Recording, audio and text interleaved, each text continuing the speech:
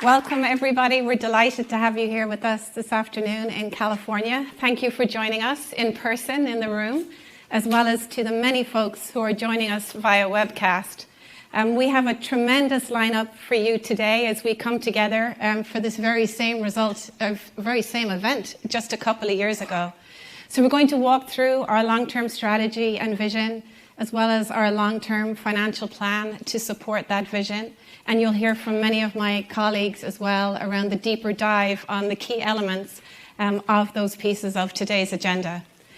Before we start, though, with the formalities of really kicking off with the detailed information we have to share with you today, I would like to remind everybody that today's content may contain forward-looking statements based on current expectations and assumptions. They speak only as of today, and as such may have uncertainties and risks associated with them.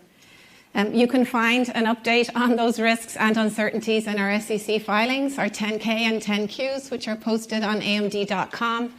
In addition, we will also be referencing some non-GAAP information today, which you can also find the reconciliations from non-GAAP to GAAP on amd.com. Before we kick off here today, I would just ask everybody to make sure that you have your phone on silent. And with that, without further ado, let's get started and welcome to AMD's 2022 Financial Analyst Day. This is the world's most advanced processor. In entertainment, its rendering speeds render other processors obsolete. It drives the future of autonomous driving, powers cloud services for billions, helps change the course of climate change, connects communities of gamers anytime, anywhere, and uses AI to accelerate disease detection and cures. We make the world's most advanced processors, but only with your vision can we advance the world. AMD. Together, we advance. Please welcome AMD Chair and Chief Executive Officer, Dr. Lisa Su.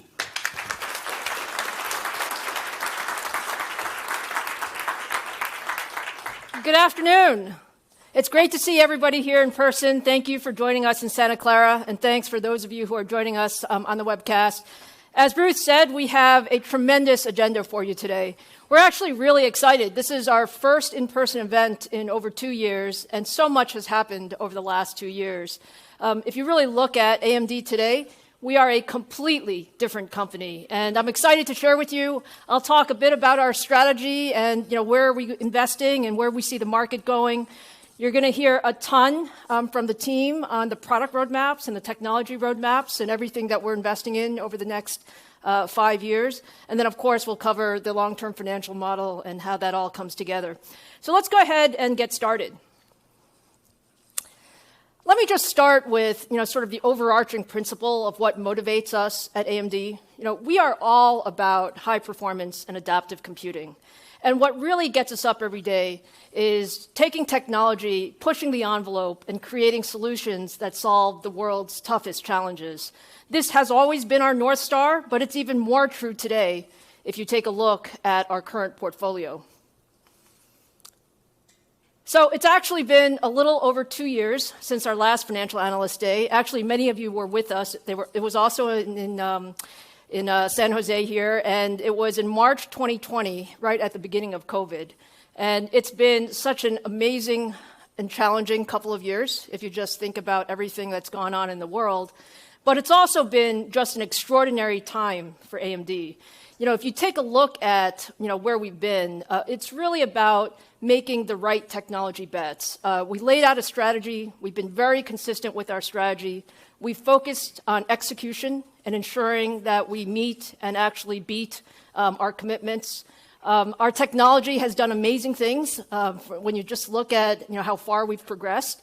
And all of that's come together into a period of hypergrowth for AMD. If you just take a look at our organic growth and then add to it, the Xilinx acquisition, we are a large company today. We're a very different complexion than we were just a couple of years ago. And that scale has a lot of benefits. It has benefits in what we can invest in.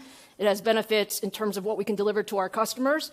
And it has benefits into what we believe the long-term opportunity is for the company. Just a little bit about where we are in the world. I'm actually extremely proud of how important and how much our technology really powers all of the applications. If you look at the cloud or enterprise or high-performance computing, or you look into communications, adaptive solutions, gaming, PCs, you can see that AMD technology now touches billions of people. We are really powering the daily lives of billions of people across the world, and that's a very humbling experience. So our strategy has been very consistent. I think that's one of the things that's most important to me is, when you talk to us, when you come listen to what we say year over year, our strategy is very consistent. We're clear what we're good at. And it's all about making the right strategic bets and delivering on our commitments. So this is the same thing that I told you in 2020 in terms of where were we going to focus. We were going to focus on delivering industry-leading IP, really the best roadmaps out there.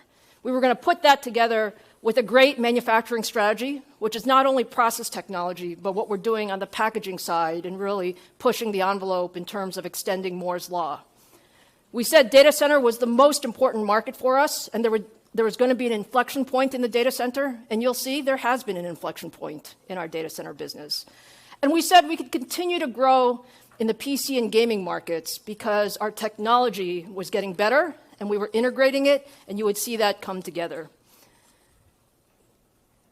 And so when you look at how that's translated into results, we've really delivered on that strategy.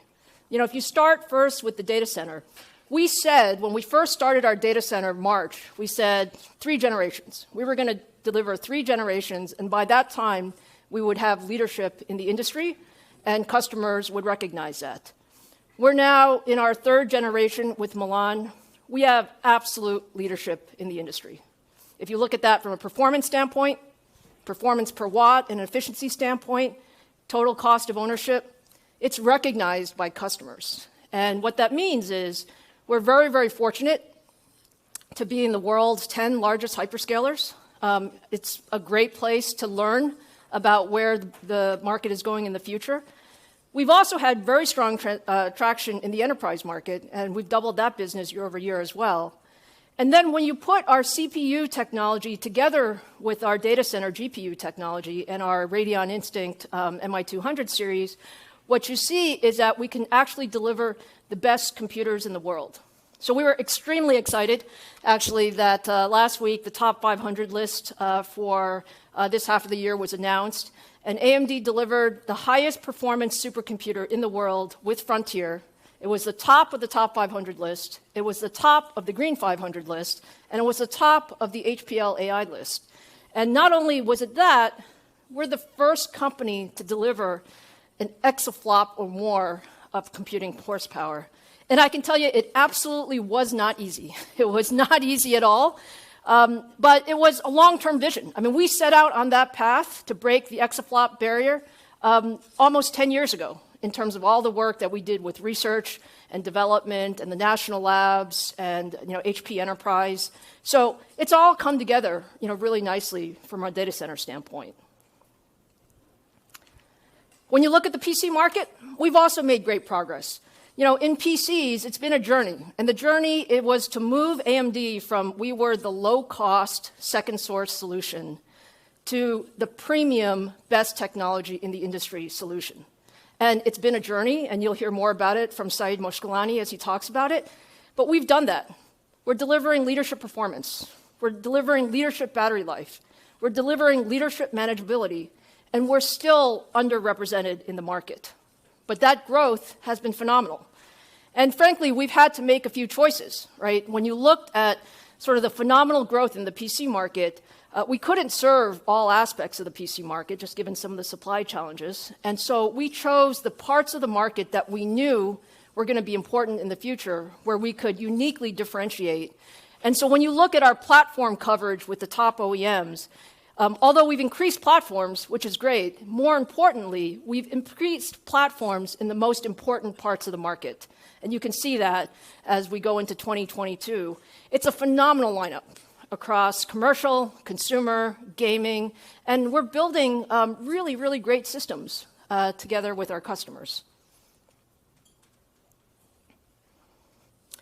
And then if you move into gaming, I would say we've done a tremendous job. David Wang's going to talk about the roadmap. We started with the notion that we needed a new architecture with RDNA. We were going to do, again, over a couple of generations. I think the progress we've made with the RDNA 2 architecture has been fantastic. I think the performance per watt, if you look at the coverage that we have now across consumer desktop, consumer notebook, we've also brought these solutions together in systems with our Advantage solutions and software. We are making tremendous progress in the gaming business. And the thing about gaming is it's a fantastic market. This is the #1 entertainment growth vector. We've seen it in the game console market. Very proud of the custom work that we've done together with Sony and Microsoft. They've seen just tremendous demand for their systems. But again, this has come together from a technology standpoint. Now, in terms of results, let me spend just a few minutes on the organic results that we've achieved over the last couple of years. When we sat here and looked at 2019, we were less than a $7 billion company. We've grown at 56% CAGR over the last couple of years, and on an organic basis only, we achieved over $16 billion of revenue last year. But more importantly, when you look at the results by business, every single business exceeded expectations. Every business exceeded expectations. Our classic businesses of PCs and gaming, they were already very good businesses, but we've grown each of them at 50% CAGR over the last couple of years. Our data center business, which was, I would say, just getting started in 2019 at $1 billion, we said it would inflect because customers would buy more, customers would trust us more as we built out the roadmap, and that, in fact, did happen. We hit almost $4 billion last year, and it was really growing, pretty much doubling for the last couple of years.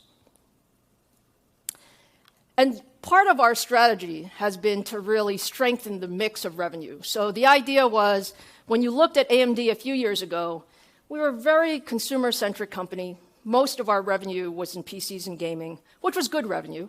But we wanted to really change the mix, and we believed that data center was the place to lean in.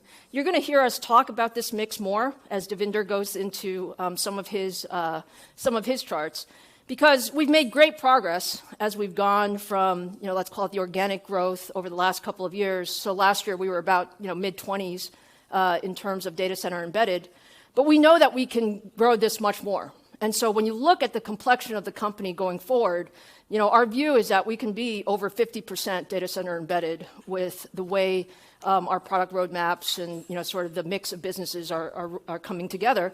And that's what we want to do. We want to have a very diversified set of businesses to build that strong revenue growth.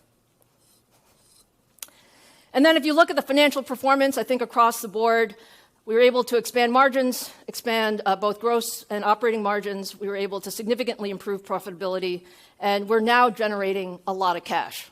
The business model is at scale, and that's coming together in significant cash generation. Now, with all of that organic work, it's been a very busy couple of years, but Victor and I were very much on the same page that we also had a much bigger opportunity to significantly transform AMD by combining with Xilinx. We announced that acquisition at the end of 2020, in October 2020. It took us 14, 15 months to close it, but I'm absolutely thrilled to have Victor and the team now part of the combined AMD. We're going to talk a lot today about how we're bringing the companies together, but let me just give you a few highlights of the assets that are now part of the combined AMD. We have product leadership. So the Xilinx team has grown extremely well. #1 in FPGAs, market share growing. #1 in adaptive SoCs, market share growing. Very, very strong software suite that's going to become important as we combine the companies. Tremendous IP portfolio, very complementary with the AMD IP portfolio.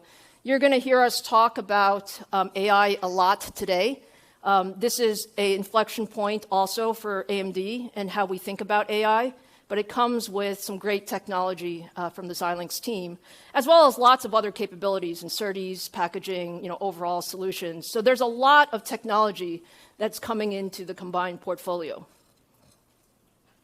And then when you look at it from a markets and customer standpoint, I love these markets. I mean, look, I love the base AMD classic markets of PCs, gaming, and data center, but it's really nice to have access to these larger diversified markets when you talk about comms and automotive and industrial, because all of these guys also need high-performance computing, and it's a real opportunity for us to bring the portfolios together.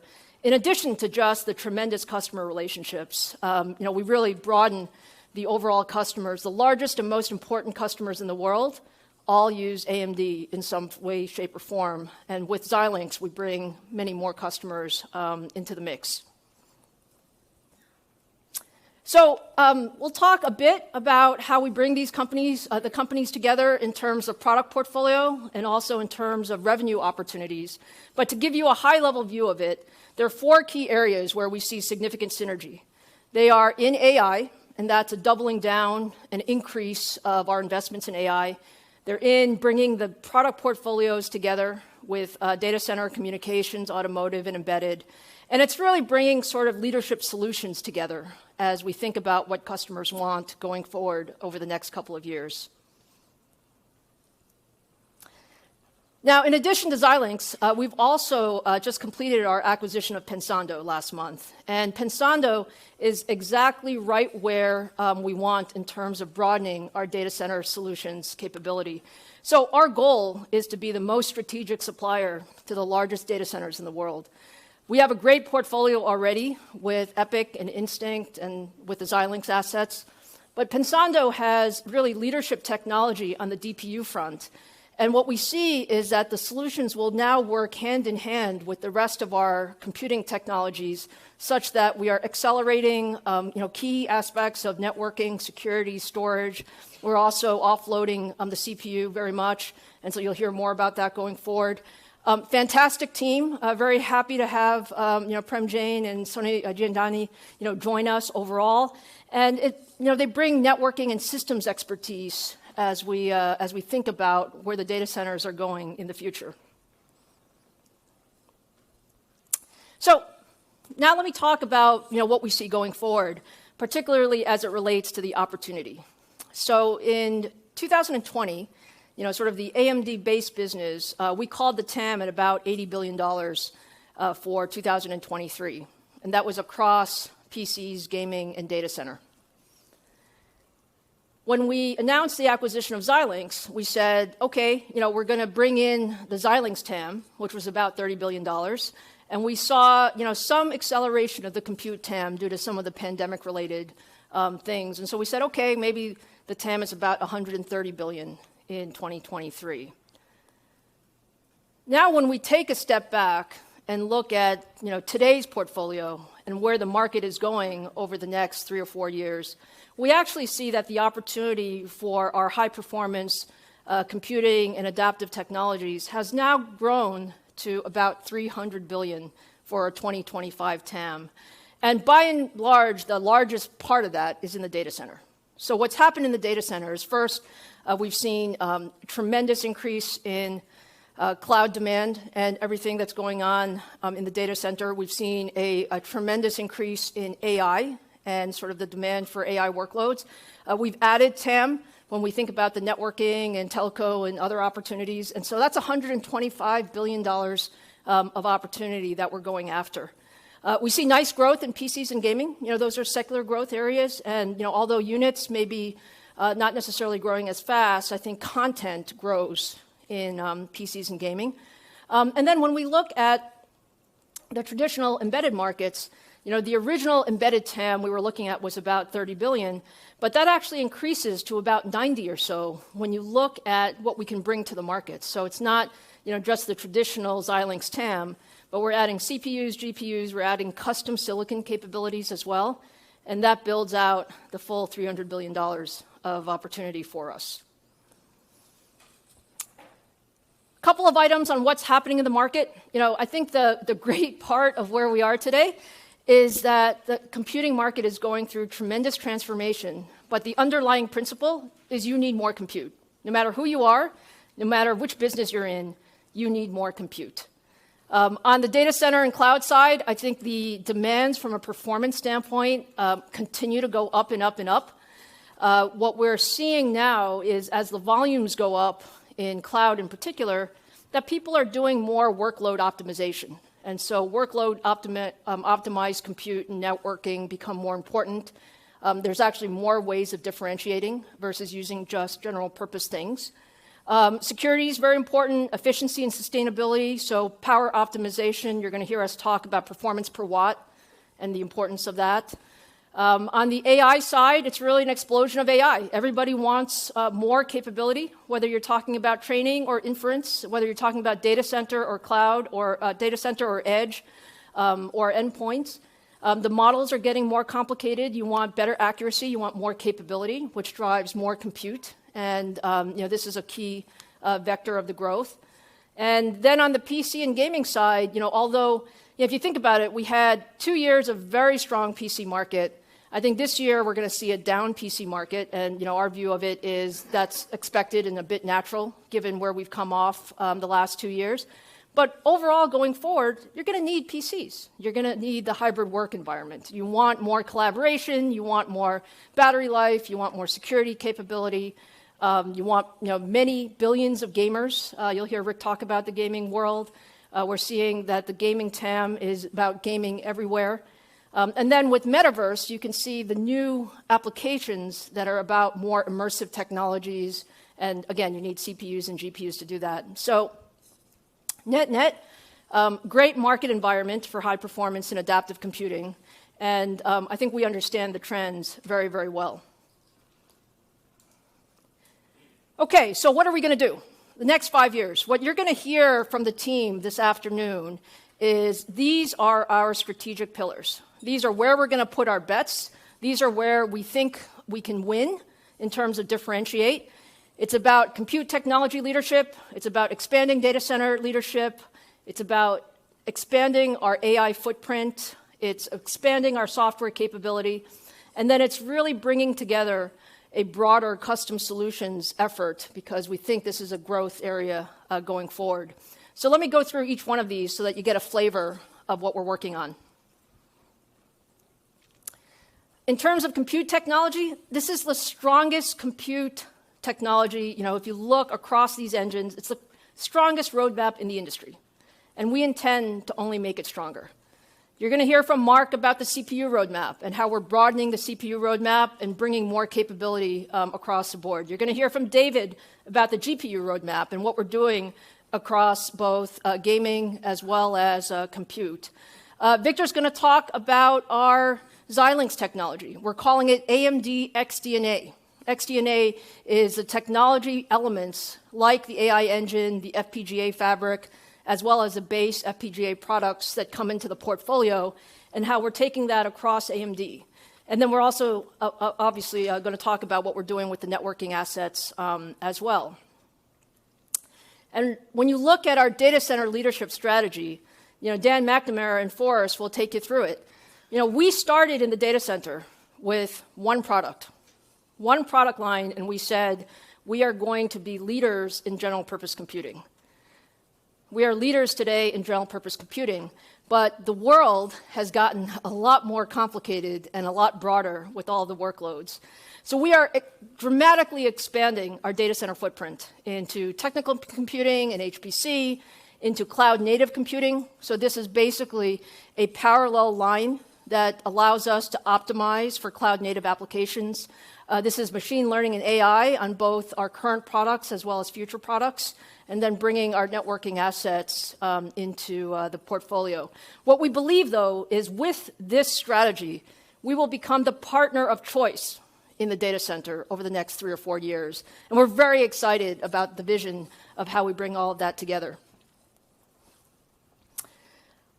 On AI, I think you would say that we have had good exposure in AI. Our opportunity is very, very significant. AMD and Xilinx are already serving a number of AI applications, but we can absolutely go broader. And our vision here is to provide a broad technology roadmap across training and inference that touches cloud, edge, and endpoint. And we can do that because we have exposure to all of those markets and all of those products. It comes with a lot of work. And so, investments to deploy more broadly our AI technology on both the hardware and the software side. I think a very key element is this unified AI software stack that Victor's going to talk more about, how we bring the AMD and Xilinx assets together. But this is, without a doubt, the single highest growth opportunity for us, or largest growth opportunity for us over the next few years. And then software. When you think about software platforms, we are a hardware company, but we are very clear how important the software platforms are to build out the solution set. And if you look at it today, we have approximately 5,000 software engineers. That's been really strengthened with bringing Xilinx and Pensando into the mix. But we have been greatly increasing our own efforts in this area. And it's a broad set of investments. It's across, let's call it enablement tools and everything that we need to make our CPUs and GPUs run better in terms of drivers and tools and compilers. It's all of the FPGA software suite that is so differentiating with the Xilinx platforms. But it's also the broader net of we're doing the better together and bringing the best technologies of both companies to really combine for a unified platform. So you'll continue to see us really mature the software platforms, and this has been clearly the feedback that we've gotten from our customers is you have great hardware, and it will be even better once you have all of the software tools in place, particularly for AI.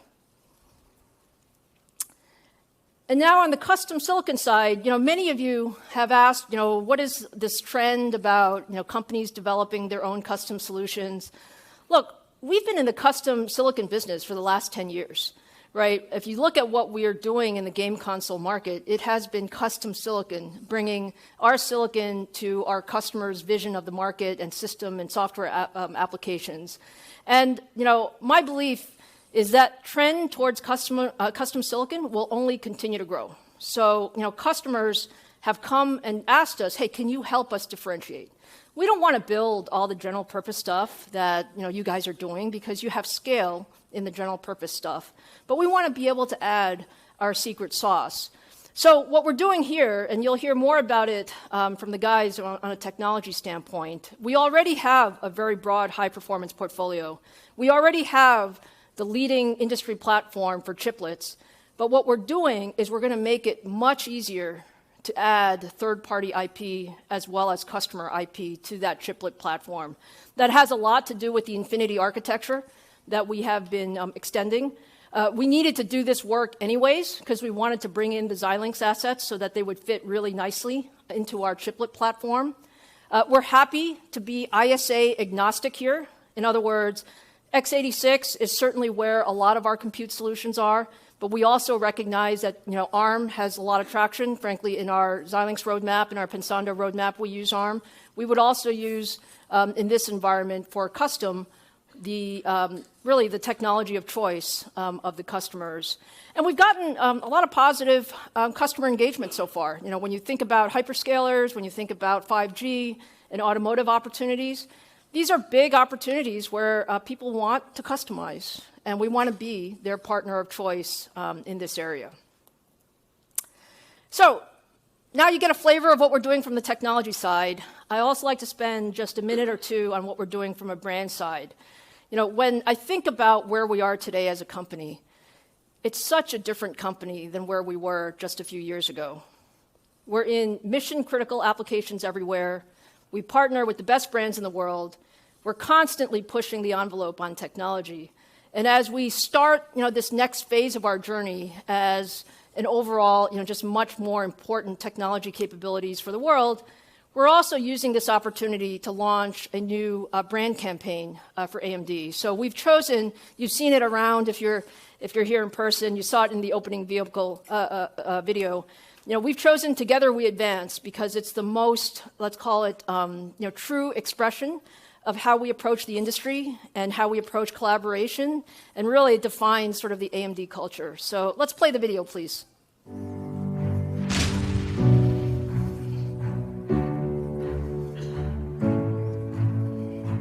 Technology changes the world, but not on its own. Hardware needs heart. Software needs soul. When we match compute power to instinct and acceleration to imagination, tomorrow comes alive. We make processing powerful and computing adaptive to inspire great leaps, fight new battles, and ignite AI. For us, it's not what we achieve alone, but sharing a vision to solve the world's most important challenges. Because together, anything is possible.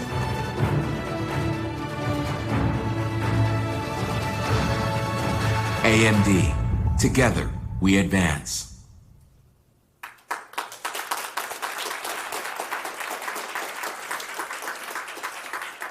I love those stories. I really do love how together our technology plus our customers and partners really change the world. We've started engaging some of our customers and partners with this brand campaign and what we're trying to do together, and the feedback has been absolutely tremendous. And it's also, it has a lot of meaning internally.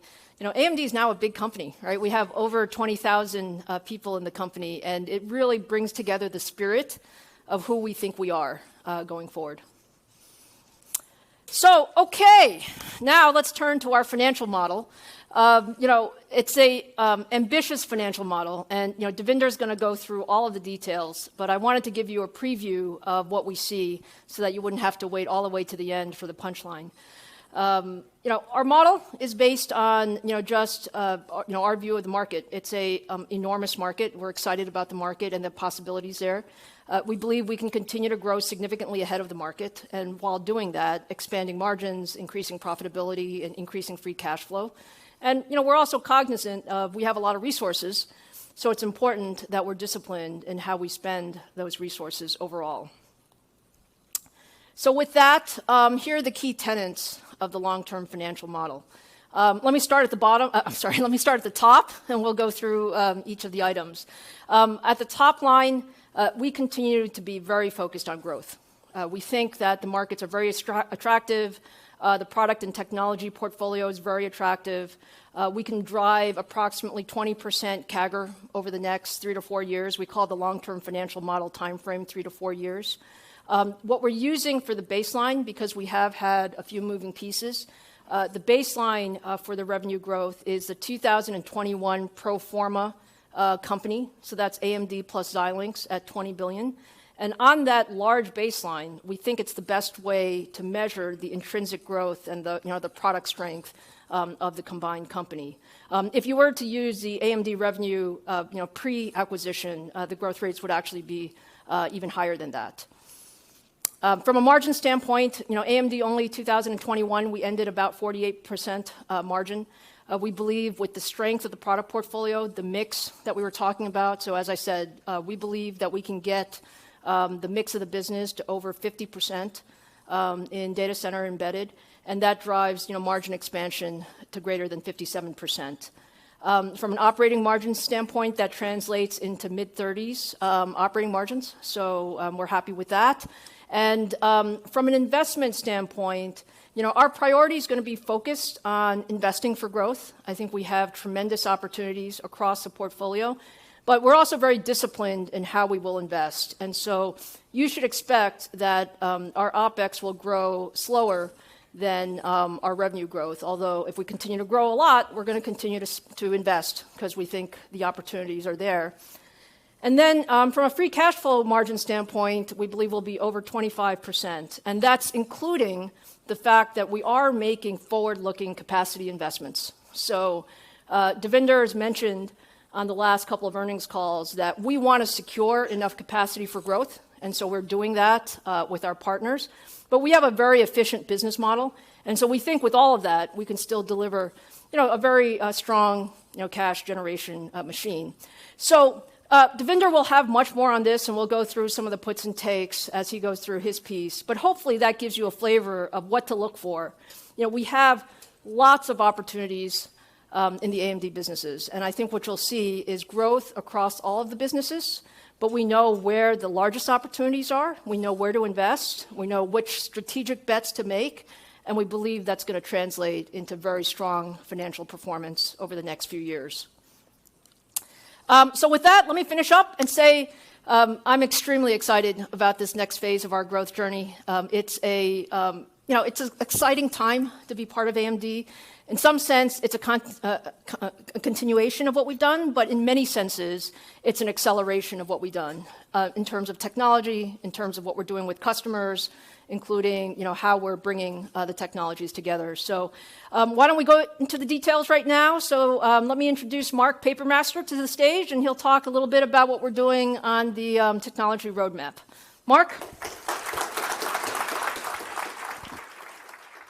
Great.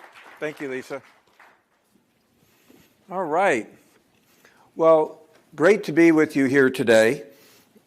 And I would like to jump in with first, a little bit of my view in terms of our focus first on our foundational technology.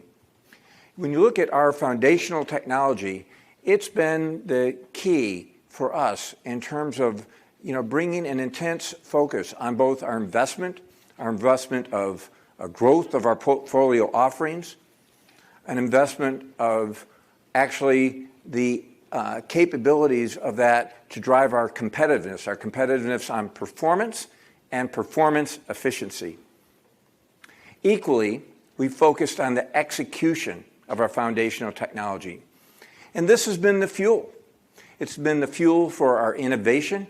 It's been the fuel for our product differentiation. And those two come together, and they've been a key enabler for our market share gain. I'm incredibly proud of our execution. We've been clear on our roadmap commitments. We've communicated with our customers. We've listened to them. We've gotten their input, and we have executed as promised. We are not letting up. When you look at the strategy that we define for chiplets and heterogeneous computing, you can see that the industry is now following. We defined a CPU roadmap, and you see us rolling out Zen 4 this year, Zen 5 as planned in 2024. We've continued to focus on innovative packaging design and, of course, our secret sauce, the Infinity architecture that puts it all together and further expands our AMD leadership in chiplet integration and the ability now to integrate third-party and customer IP. Let's walk through some of the details. We've known for years, I talked about it in any of the industry keynotes that I'm discussing industry trends, that Moore's Law has been slowing for some time. The devices aren't scaling like they used 2 years ago. And so, of course, the way that we attack that is with design innovation. That's what we've done at AMD. At each Financial Analyst Day, I've showed you our consistent investments in that foundational technology. The Infinity architecture was key to that. It enabled our modularity. It allowed us to speed our design. It enabled us to partition our designs for chiplets, which we knew were critical to stay on performance pace. We delivered the best technology node for the function that we had partitioned. And as a result, we've been able to stay on that traditional Moore's Law pace of performance gain despite that slower device scaling. Now, it's widely recognized in the industry that chiplets will be deployed quite pervasively going forward. The silicon carrier, the package, has become a key point of integration. AMD's demonstrated leadership capability to integrate heterogeneous CPUs, GPUs, and accelerators allows AMD to keep our compute chips in a leadership position in high-performance computing. To keep that leadership position, we have invested across the IP portfolio. Our CPU and GPU continuing, as I said, to execute on schedule, but adding variants to that roadmap for specific workloads. With Xilinx, we have a deep portfolio of adaptable and programmable engines that have been added. A versatile AI engine, which we're deploying across our roadmap, and with Pensando, an incredibly efficient DPU packet engine, highly programmable with the FIFO language to enable any number of microservices in the data center. So it has been about investment, as I said. In the past 4 years, when you look at the data, we've invested our spend to a growth of 3x spend. And a lot of that is indeed on skills. It's pretty astounding when you look over that same period that we have more than doubled the engineering talent at AMD. Our culture of collaborative innovation, it attracts the best and brightest to AMD. And we've really expanded our hiring, particularly on software and application skills, as that's what really eases the delivery of our technology to our end customers. But of course, we maintain focus on our engines, and the publicity and acceptance of our CPU roadmap has attracted wide attention. That's brought further skills into AMD. Let me update you on our CPU roadmap.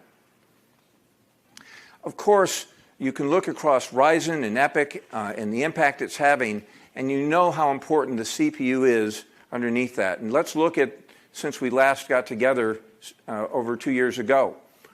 We've introduced Zen 3. Zen 3 was a grounds-up new microarchitecture. We added a variant with a 3D stacked V-cache for memory-intensive workloads. Zen 4, later this year, it adds performance and key performance efficiency. We're adding Zen 4C. Zen 4C is a very compact density version of Zen 4, but it's identical in functionality to the base Zen 4 core. It's workload optimized so that where you don't have to run at high frequency, you can take advantage of an incredible efficiency and scale out capability. Zen 5 development well underway in both 4 and 3 nanometer nodes. And when you look at our technology implementations on both 5 nanometer for Zen 4 products, 4 and 3 nanometer, it was done in incredible partnership with TSMC. We operate in what we call design technology co-optimization mode. And that allows us to get the best out of each technology. Zen 5, for instance, is a tailored, highly efficient 5 nanometer node which we implement.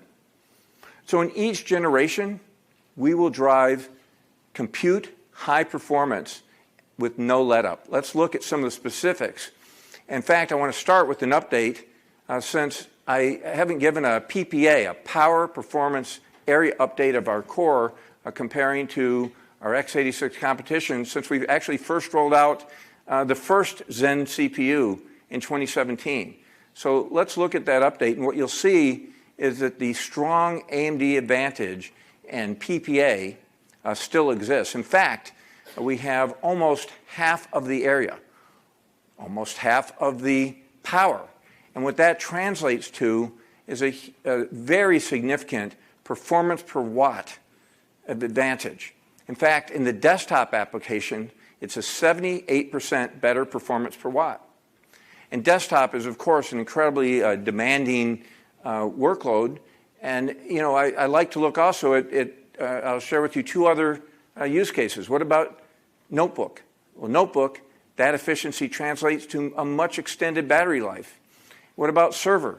Well, server socket is power gated. And so when you have that kind of efficiency, you can add more cores to the socket. And that in turn leads to a much better TCO, total cost of ownership, which is the vital metric for our server market. So we're committed to high performance with incredible efficiency, and we've even added the Zen 4C to further that. And what it translates to is really highly sustainable solutions. We have been focused on energy in terms of how the industry can operate in a more efficient manner, and that's of top concerns when you talk to CIOs in the industry. And in fact, we just recently committed a program where we're going to drive between 2020 and 2025 a 30x improvement in the power efficiency of heterogeneous computing in the data center. With that, let me share some more details about Zen 4, coming out first in desktop and then later in server this year.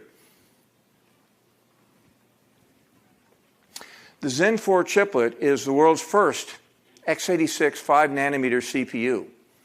We've put design changes in for performance that yield about an 8 to 10% uplifted instruction per clock.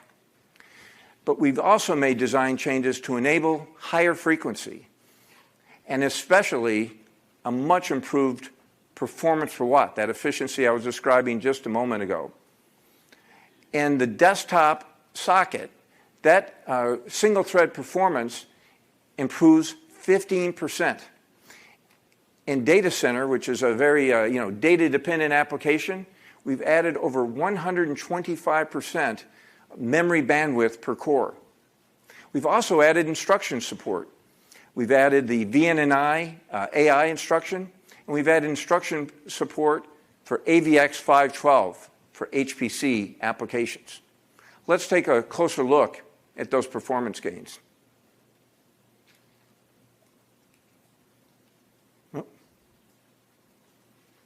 There we go. Generationally, when you look at Cinebench NT, what you'll see is looking at a performance per watt over 25% improvement. Now, that's with the focus that we had on the design and, of course, also 5-nanometer technology. When you combine that with the frequency and then the AM5 socket of the desktop, you get an overall performance improvement of 35%. You know, as we go forward, I've talked to you about our leapfrogging design team approach at AMD. We always have a team working on the current generation, getting it to market. We're well in designing the next generation, and we're architecting the generation beyond. Well, we continue that cadence with Zen 5. It's well underway. It's on track for 2024. Like Zen 3, it will be a grounds-up new microarchitecture. We've optimized it for scaling across a broad range of workloads. We have repipelined the front end. We've widened the issue of Zen 5. And of course, we've maintained our focus on energy efficiency. Zen 5 will bring very strong performance gains as well as further optimizations for AI workloads. At Zen 5, we're focused on being that trusted partner, and that means continuing to deliver on cadence, highly integrating our engines together with the rest of our IP. And so we continue to make the investments we need across the holistic solution, how we're putting our engines together into an optimized compute platform. That decade-long investment we've had in the Infinity architecture, it gave us the modularity that we have been deploying year after year in our roadmaps. We architected ahead of the curve to enable AMD to lead in chiplet implementation. The flexibility it's given us to optimize at the system level, leveraging leadership, 2.5D and 3D packaging technology, has enabled our heterogeneous compute solutions. And more importantly, we have now been able to scale in a facile way, both horizontally as we implement these heterogeneous designs and vertically as we put these solutions together. I want to just do a bit of a deeper dive into that, and I'm showing you actually a cross-section. On the left side, we'll start, and you look at what we call our 2.5D elevated fan-out bridge. It is showing you that you can have, with a sliver of silicon connectivity, you can connect Rather than the traditional silicon interposer, over sliver technology, you can connect chiplets in a far more simpler and better yielding alternative versus alternatives that are out there in the industry. And what this does in the example shown, and that's actually our Instinct chip that's powering the world's largest supercomputer today, you can see how EFB is connecting the GPU to the stacked high bandwidth memory. And it's enabling our GPU to run at the highest efficiency, getting at a very, very low latency, that high bandwidth interconnect. On the right side, you have an example of what I think is really one of the biggest inflection points in technology assembly that we've had in years, because what it's enabling us to do is stack vertically in a way where the connectivity is almost identical to if you had two IPs next to each other on a single chip, right? Without having to do a 3D integration. Why? Because it's a copper-to-copper 3D bonding technique, hybrid bonding, which is incredibly efficient. It's now in production in third-generation EPYC. It enables us to triple the size of our L3 cache. So it sits right above the base L3 cache on what is our Milan third generation.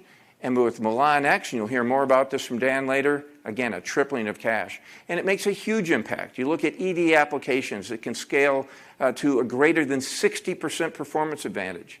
You look across enterprise applications like fluid dynamics and many of the simulations, we're seeing 20 to 80% gains. So tremendous visible impact of how technology affects the competitiveness of our products as you integrate both horizontally and vertically. Well, we have a long history of firsts in this regard in AMD. We were the first with 2.5D packaging as we added a GPU with stacked silicon over traditional silicon interposer, but it was back in 2015. We set a new trajectory for compute when we introduced in 2017 our multi-chip modules with our first EPYC and Ryzen desktops, EPYC servers and Ryzen desktops. And then 3 years ago, we went to chiplet technology connecting the 7-nanometer high-performance CPUs and a different node, the 12-nanometer I/O die. So we leveraged chiplet technology to partition and to put the right function in the right technology node. And this has led to tremendous performance and overall compute capacity gains for us in our roadmap. And of course, led us to the EFB and the 3D approaches I just described. Well, Lisa talked earlier about how seamless the combination has been of Xilinx and AMD. And when you just look at this packaging technology, it demonstrates that. The Xilinx team saw the challenges in the industry exactly as we had already been in the classic AMD, how we had been looking at it. And so you can look at 28 nanometer back in 2011, where the Vertex 28 nanometer line stitched multiple FPGAs together on a silicon interposer, creating the largest capacity FPGAs. This roadmap has been leveraging CoWoS, doubling the logic capacity, the inner chip bandwidth, as well as growing the I/O resources to meet the needs of the FPGA and adaptable compute market across emulation, data center, communications, and other markets. Moving forward, AMD will continue to invest in driving package innovation. It's now stronger with the combined expertise of Xilinx and AMD, and you can see that our compute future will be highly leveraging 3D and 2.5D packaging, tightly woven together with AMD's Infinity architecture.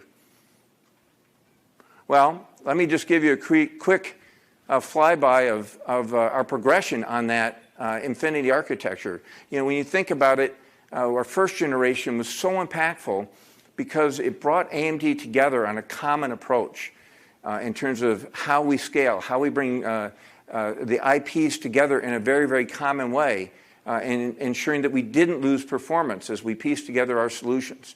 Our second gen grew our scalability, our bandwidth, our latency, as we enabled chiplets, even across different nodes to come together, and we enabled the GPU to leverage Infinity architecture in clustering from 4- and 8-way configurations.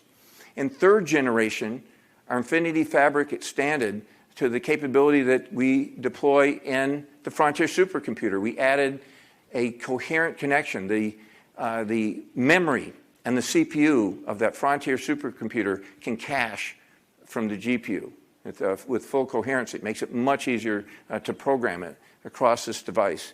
And we continue to evolve with new innovations. Let me introduce our fourth generation of Infinity architecture.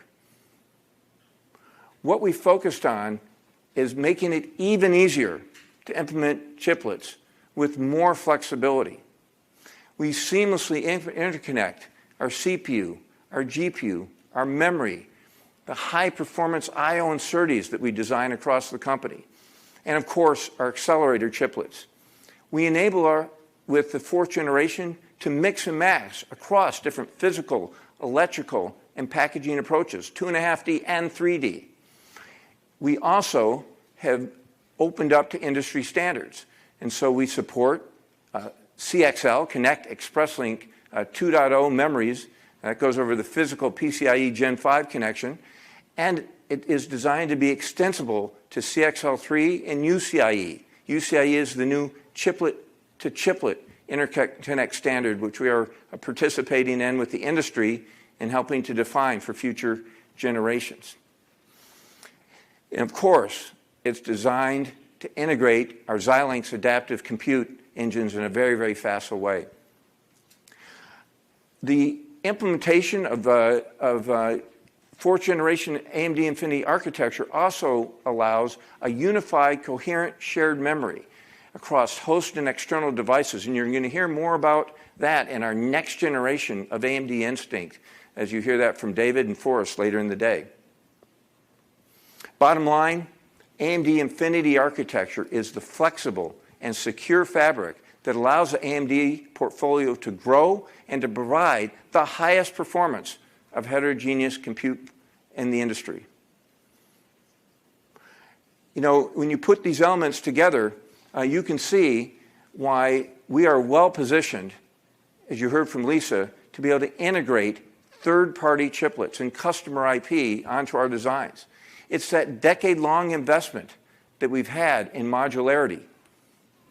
Our open standards that we've committed to are a proven path to create designs that can incorporate that third-party IP. In fact, we have over 40 chiplet designs in manufacture. Benefits, power efficiency, lower latency, very, very high bandwidth. It allows customers to scale beyond the limits of Moore's Law. As the most experienced chiplet provider, we're very, very excited to now bring this capability to bear, along with our broadened IP portfolio, to the industry with a custom-ready capability. Well, look, let me just bring this to a close and talk about what I believe is our strongest asset in AMD. It's the trust. It's the trust that we've established with our customers with that focus on delivering technology consistently as we promise and delivering value to our end customers. That is our relentless focus of research and development and execution excellence at AMD. We've expanded the tools in our tools chest. We've expanded our roadmaps, our CPU and GPU. We've added variants. We've brought in the Xilinx and the Pensando portfolio of products and IP.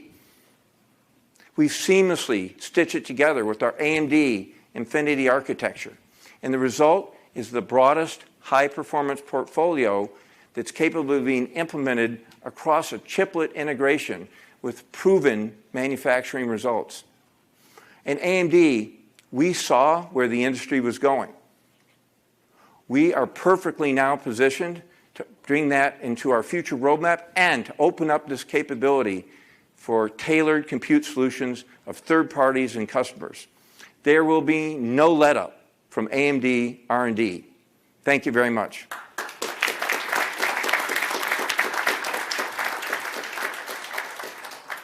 With that, I'd like to invite David Wang, our head of Radeon Technology Group.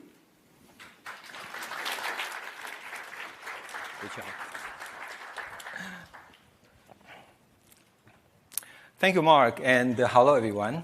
I'm very excited to be here today to share with you our GPU technology strategy and roadmap to drive product leadership for gaming and accelerated computing.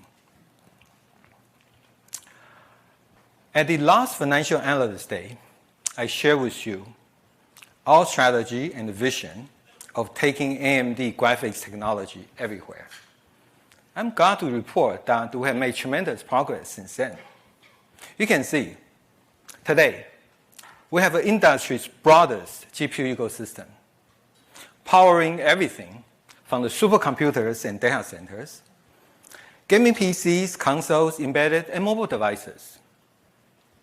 To drive leadership across such a broad range of systems and workloads require very strong focus on GPU technology development. The primary goal of our GPU technology development strategy is to deliver the performance and energy efficiency leadership. There are 4 key pillars of this strategy. First, develop the domain-specific architectures optimized for the targeted workloads. That is our RDNA architecture for gaming and our CDNA architecture for accelerated computing. Second, to leverage the advanced process and packaging technologies so we can continue to scale, even with the Moore's law slowing down, as Mark has said. And third, to deliver our leadership performance per watt improvement roadmap so we can achieve optimal system-level energy efficiency. And lastly, to continue to expand our software ecosystem that's open source for gaming and accelerated computing, now including the support of AI workloads. In this presentation, I'll share with you our consistent execution of this strategy has enabled us to achieve leadership today. I will also introduce our next generation RDNA and CDNA architectures that will allow us to continue to deliver leadership in the future. So next, I'll start with our gaming architecture. RDNA 2 is our current generation of gaming architecture. The key innovations include the high-speed compute units, the high-efficiency ray tracing cores, our revolutionary Infinity Cache, and the support of the latest DX12 gaming API. We delivered more than 2x of performance and greater than 50% performance per watt over the previous generation. The RDNA 2 architecture was also designed to be scalable across mobile, console, PC gaming, and cloud gaming. The game developers can really benefit from designing and optimizing games on a common scalable architecture. Next, I'll show how we're doing competitively. In the design of RDNA 2, we focus not only on absolute performance, but also the power and area efficiencies. Through the combination of our architecture, design, and methodology innovations, the Radeon RX 6950 GPU, powered by the RDNA 2 graphics, delivered much higher performance per watt and better performance per area than our competitor's flagship solution. Power efficiency is also a very good thing to help our gamers to reduce the long-term total cost of ownership. I'm very proud of what the team has accomplished. Hey, but great hardware needs great software. So next, let me tell you about our gaming software. Adrenaline is our gaming software designed for what gamers care about the most. Starting from the focus on quality and stability. For each software release, we go through vigorous testing based on thousands of test cases using our state-of-the-art AI-assisted test methodology. And once released, we engage closely with the community to monitor end-user feedback and to provide updates accordingly. We also continue to improve gaming performance through the entire product lifecycle. For example, we have been able to achieve average 15% generation year-over-year performance uplift on the existing titles. We also routinely release day zero drivers for new games at launch to provide the best possible performance and experiences for our gamers.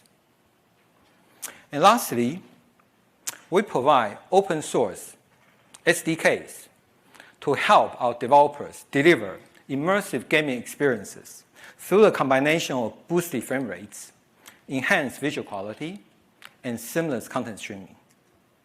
One key technology call out here is the super resolution, which Rick will talk in more details in his presentation. Now, let's look at what's coming next. I'm very excited and very proud to introduce RDNA 3, our most advanced gaming architecture today. It is also our first gaming GPU architecture that will leverage the enhanced 5nm process and the advanced chiplet packaging technology that Mark talked about earlier. And other innovations also include the re-architected compute units with enhanced ray tracing capabilities, an optimized graphics pipeline with even faster clock speed and improved power efficiency. And similar to the performance per watt uplift of RDNA 2, the RDNA 3 is going to deliver another greater than 50% performance per watt uplift over the previous generation. This is a great example of how we consistently executed our performance per watt improvement roadmap. Next, let's look at some of the key RDNA 3 innovations, starting with advanced chiplet architecture. It allows us to continue to scale performance aggressively without the yield and the cost concerns of a large monolithic silicon. It allows us to deliver the best performance at the right cost. For end-to-end power optimization, we are using AMD's leading-edge adaptive power management technology that sets workload-specific operating points to achieve the optimal system-level energy efficiency.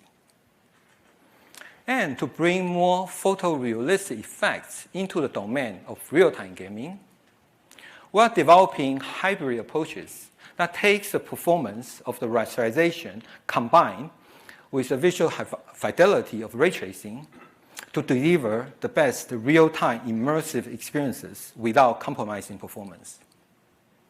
And lastly, on next-generation multimedia, we'll support the advanced video codecs such as AV1 to deliver high-quality video streaming at reduced latencies and bit rates. We'll also augment our display capabilities with the new DisplayPort 2 standard to support the upcoming HDR displays with higher resolutions and refresh rates. With so many exciting technologies, I'm very, very excited to say that RDNA 3 will deliver incredible performance and energy efficiency to power the next generation of games. Now let's look at our gaming roadmap. We achieved the performance per watt leadership with the Radeon RX 6000 series of GPU, powered by the RDNA 2 graphics. RDNA 3 and RDNA 4 development is well underway to continue our journey to drive leadership. There's exciting plan to leverage our RDNA 3 graphics that Rick and Saeed will talk about in their session. Next, let's switch gears to accelerated computing. CDNA 2 is our current generation of compute architecture. The key innovations include the high-performance dual compute engines packaged in MCM, the third generation Infinity architecture that supports CPU, GPU memory coherency, and the ultra-wide HBM interface that provides industry-leading memory bandwidth and capacity. We integrated everything using the 2.5D EFB technology that Mark also mentioned earlier, and to deliver an impressive 4x higher HPC performance and 2x higher AI performance compared to a prior generation. We also continue to mature and broaden our ROCm open software ecosystem to enable more applications beyond HPC, now including AI. Next, let's look at how we're doing competitively. Similar to RDNA 2, in the design of our CDNA 2 architecture, we focus on performance, but also power efficiency. As a result, you can see the Instinct MI250X GPU delivers much higher performance and performance per watt on the HPL and HPL AI benchmarks. MI250X also powers the world's fastest and most energy-efficient supercomputer. This is a tremendous testament to the strength of our architecture and design and power optimization methodologies. Again, I'm very, very proud of what the team has accomplished. Now, great hardware needs great software, so let me cover our ROCm software next. ROCm is AMD's comprehensive open software for GPU compute. It unleashes the full performance of our GPU architecture while supporting industry standard programming APIs and frameworks. It is optimized for HPC and AI, and it is built to be scalable from a single node to the supercomputer and mega data center levels of performance. It is open sourced to enable collaboration, innovation, and differentiation with our customers and partners to actually provide a credible and desirable alternative to our competitor's solution. Now, let me talk about the ROCm ecosystem enablement. The ROCm journey started back in 2018. We have made tremendous progress since then. We released ROCm 4 last year, optimized for HPC and exascale computing. It is part of a foundational software stack that enables the frontier supercomputer to deliver its performance. ROCm 5, with the ROCm 5 introduced this year, we have expanded our focus to include AI, optimizing both training and inference performance for popular AI frameworks such as PyTorch and TensorFlow. We also added the ROCm support for RDNA GPU to broaden the access to the AMD accelerators for our developers. And lastly, we're developing SDKs with pre-optimized models to ease the development and deployment of AI applications. With ROCm now supporting both HPC and AI, the researchers can take advantage of the combined capabilities to achieve even faster time from hypothesis to discovery. Next, let's look at how we are innovating in AI with the partnerships. To drive AI innovation, we have formed deep partnerships with some of the key leaders in the industry. Through the partnerships with Microsoft and the PyTorch team at Meta, we have optimized PyTorch. We have optimized ROCm for PyTorch to deliver amazing, very, very competitive performance for their internal AI workloads, as well as the jointly developed open source benchmarks. We are also expanding our partnerships with high-profile AI platform companies such as Landing AI. Working with Landing AI, we are bringing their data-centric AI technology into our portfolio to accelerate performance for the mission-critical AI models. We are leveraging all these partnerships to ensure that we can develop, we can deliver complete functionalities and optimize performance for the existing and future AI workloads. Now, let's look at what's coming next in our roadmap. I'm very excited again, very proud to announce our next generation CDNA 3 compute architecture. This is our first compute GPU architecture that leverages the 5-nanometer process and also the 3D stacking technology to achieve a whole new level of integration that has never been accomplished before. Here we have the CPU and the GPU chiplets and the infinity cache on the base die. They are connected with the fourth generation infinity architecture using the 3D stacking technology that Mark talked about. And integrated with the unified HBM memory, we have an entire system on a single APU package. We also support the new mixed precision data format to greatly increase the compute density. This is the most aggressive GPU innovation we have done for us to achieve the next level of performance and energy efficiency. Next, I'll talk about some of the key benefits of the unified memory APU architecture. The coherent memory architecture in CDNA2 provides the following benefits. It simplifies the programming. It has a low overhead communication between CPU and GPU with our third generation Infinity Interconnect. It also provides industry standard modular design with the standard CPU and GPU packages. With a unified memory APU architecture in CDNA3, we can eliminate the redundant data copies altogether to save power and to improve performance. You will also achieve high efficient CPU to GPU communication with the on-die fourth generation Infinity Interconnect. You also provide much lower total cost of ownership, again, with the CPU, GPU, and unified memory all in a single package. We believe the unified memory APU architecture is a game changer for the future of accelerated computing. Next, I'll talk about the roadmap. This is our multi-generational CDNA compute architecture roadmap. We achieved the absolute performance and the performance per watt leadership with the Instinct MI200 GPU family, powered by the CDNA2 architecture. CDNA3 development is well underway for us to continue our journey to drive performance and energy efficiency leadership.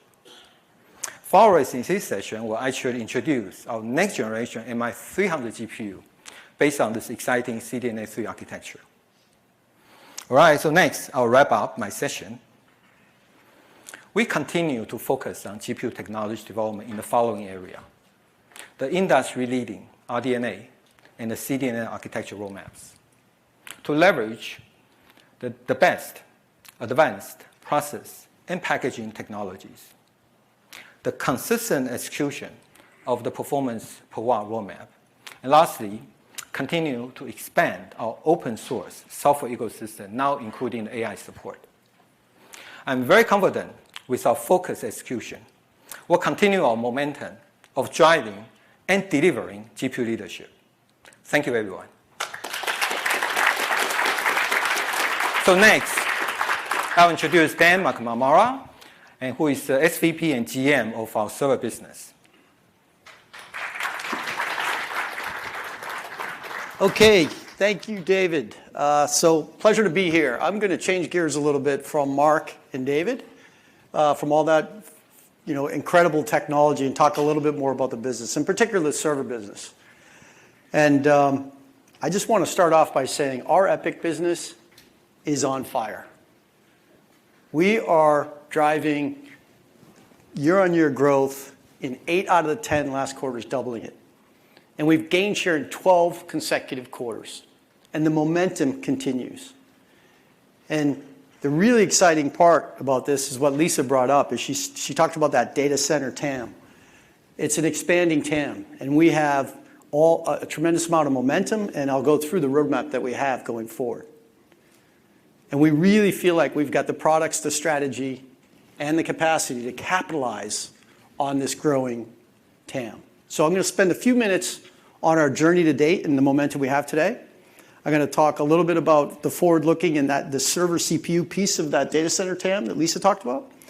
And then most importantly, the strategy of how are we going to not only maintain our momentum, but really accelerate our gains going forward. So when we think about our journey, it's really about two things. And Mark talked a little bit about this. It's about predictable execution, and it's about building customer trust with every generation. We started off with Naples, and that was a first of its kind multi-chip module. And it garnered very good early support in cloud storage and in the national labs with high performance computing. But then in 2019, we came out with Rome, and Mark talked about Rome earlier. This was a step function in performance leadership. And we basically expanded our coverage in cloud. We accelerated our momentum in high performance computing.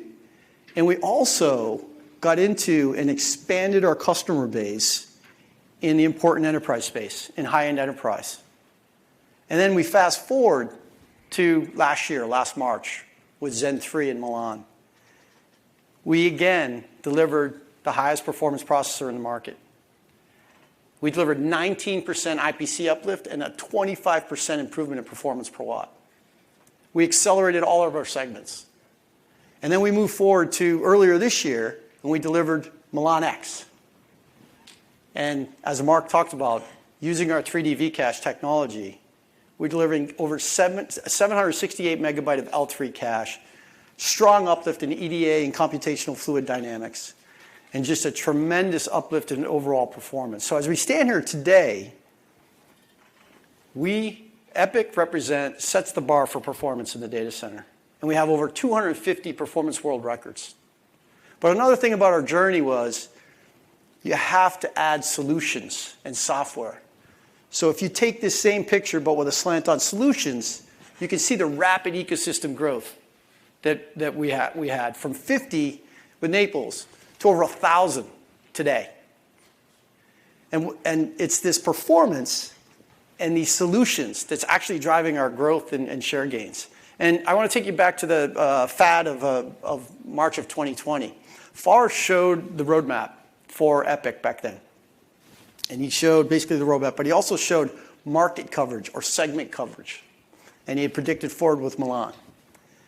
And I'm excited to say that not only do we have all of that coverage, but we have leadership across all that coverage.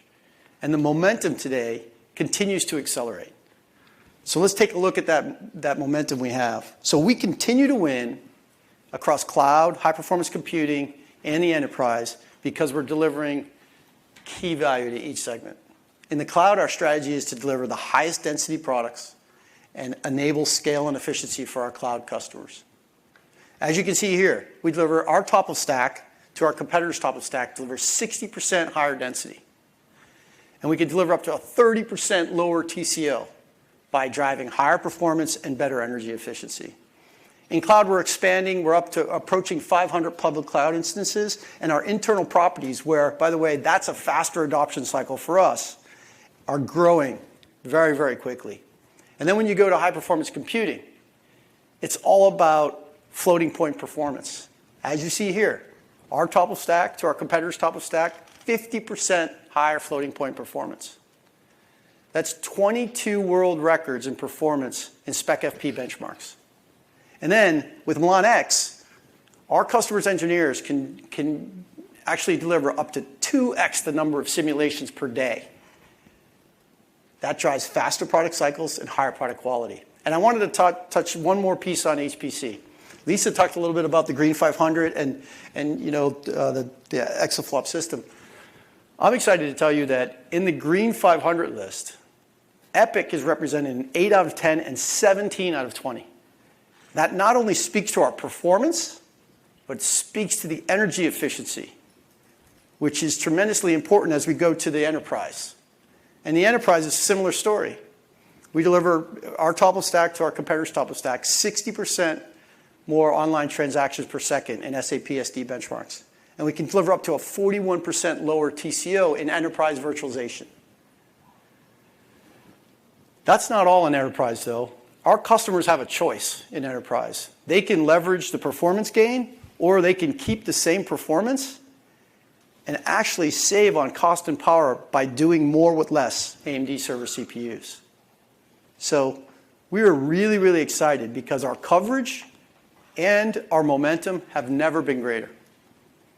Now, the only thing that excites me more than our momentum is the opportunity is only getting bigger for us. We have three major trends, and I think you all know them. But with cloud service proliferation, there is no shortage of new public cloud instances. The diversity and the number are growing every day. Internal properties are expanding every day in terms of SaaS and PaaS. IDC puts a number on it recently, and they said that cloud spend will be over $800 billion in 2025. That's a 21% compound annual growth rate from 2021. And we feel very good about where we are there. Then the expanding use cases for AI. Lisa talked about, David talked about. You know, these are expanding pretty dramatically, but I think it's really important to say that a large percentage of the inference is happening in CPUs. And we expect that to continue going forward. And even as the expansion of the use models, you know, move to the edge with smart cities and smart retail and even the metaverse, we believe that CPUs will play a critical role. There will be accelerators, but CPUs will play a critical role and continue to. And then there's the glut of data from the billions of connected devices and really the enterprise, all enterprises capturing all sorts of structured and unstructured data. And everyone talks about the amount of data being captured. The real point, and it's a large number, the real point is getting value from the data and quickly and efficiently getting actionable insights. Those are the critical drivers. And all three of these are no question driving an increase in computational demand. But the bigger point of our strategy, and the biggest point that's driving our strategy forward, is the workload diversity. And Lisa mentioned this. The workload diversity that's happening is driving more requirements on the CPU to optimize for better efficiency. And that's really what our strategy is all about. So let's talk about that. So when we look at the next 3 to 5 years of our journey, our customers have, we have very, very tight relationships with our customers, and they've informed us here and given us very great feedback on where to go. Pillar one, and the cornerstone of the company, is to continue to deliver the highest performing general purpose processor on the market, period. We will continue to drive performance across a wide swath of workloads and continue to drive general purpose computing. Public cloud, high performance computing, and even the high end of enterprise will need this. And we will continue to drive that with every generation. Then the second piece is really about driving more optimization and efficiency for the diversifying workloads. Like Lisa talked about earlier, cloud computing, technical computing, edge computing. We're looking at whether it's performance per watt, performance per dollar, thread count, throughput. All of these workloads require something different. And we're looking at driving our roadmap in that way. And then the last two are all about taking the performance and optimization and accelerating time to value, our customers' time to value, by delivering full stack solutions. And that's so that our customers can get to the performance faster. And then, of course, driving ecosystem scale. We are dedicated to our partners and scaling that ecosystem. And it's not just about breadth, right? Because you can, any list of customers, anybody or partners you can put up. This is about picking the workloads of today and tomorrow and jointly putting together solutions to solve our customers' problems. That's a critical piece. Now, let's look at each one of these. So we showed a little bit of this roadmap last November, and we talked a little bit about Zen 4. Mark already talked about Rome and Milan and the leadership there. In Zen 4 and Zen 4C families, or cores, we're delivering 4 new products: Genoa, Bergamo, Genoa X, and Siena. We believe this is the best and most diverse server CPU portfolio ever unveiled. We will continue to drive not just performance, but efficiency for the workload across a wide swath of the data center. And as you look here, Mark talked about Zen 5. We will begin delivering the Turin family in 2024. So we really feel good about this roadmap, and this is why we are so bullish about the future. Now, let's take a look at each one of these. So Genoa is our flagship 4th generation CPU, and we will deliver this, and then we'll launch this later this year. This is an exciting product. This delivers up to 96 Zen 4 cores. It's leadership memory bandwidth. It's delivering all the new I/O with Gen 5 and CXL. It's their first server CPU to deliver Type 3 memory expansion with CXL attached memory. And we're also driving more and more security features around confidential computing to deliver memory encryption for both direct attached and CXL attached memory. More importantly, I wanted to give you a piece of data on performance. We've done some testing on enterprise Java. We are delivering greater than 75% performance uplift on enterprise Java workloads from our top of stack Genoa to our top of stack Milan. Tremendous performance uplift. And our customers are really pushing for this product. I've been told by many cloud providers that they believe that with Genoa, we hit a performance and a TCO that is actually better than we have in the past between Rome and Milan. And Rome and Milan delivered really big leaps. So we're excited about this. We're going to launch this later this year, and things are really looking good there, and we're sampling to customers right now. Okay, Bergamo will be the highest performance cloud-native computing processor. Cloud-native workloads require high number of threads and high throughput. Bergamo is going to deliver 128 Zen 4 C cores and 256 threads. It's going to deliver all of the same I/O and security features as Genoa, same platform, and complete ISA support, as Mark talked about. What's best about Bergamo is our customers get all this throughput and all these cloud-native features without a software port needed. And containers are a common deployment model for cloud-native deployments. And we are 2x the density, container density of Milan also, which is a leader today in container density. So our cloud customers tell us that they will deploy both Genoa and Bergamo across their fleet, targeting different workloads and optimization points. So we're really excited about delivering this in the first half of 23. Now, rounding out the optimized silicon, Genoa X is an extension, or the next gen from Milan X. It's delivering up to 96 cores with over 1 gigabyte of L3 cache. The customers that are using Milan X today want to jump to this already. I mean, they want this ahead of Genoa, believe it or not.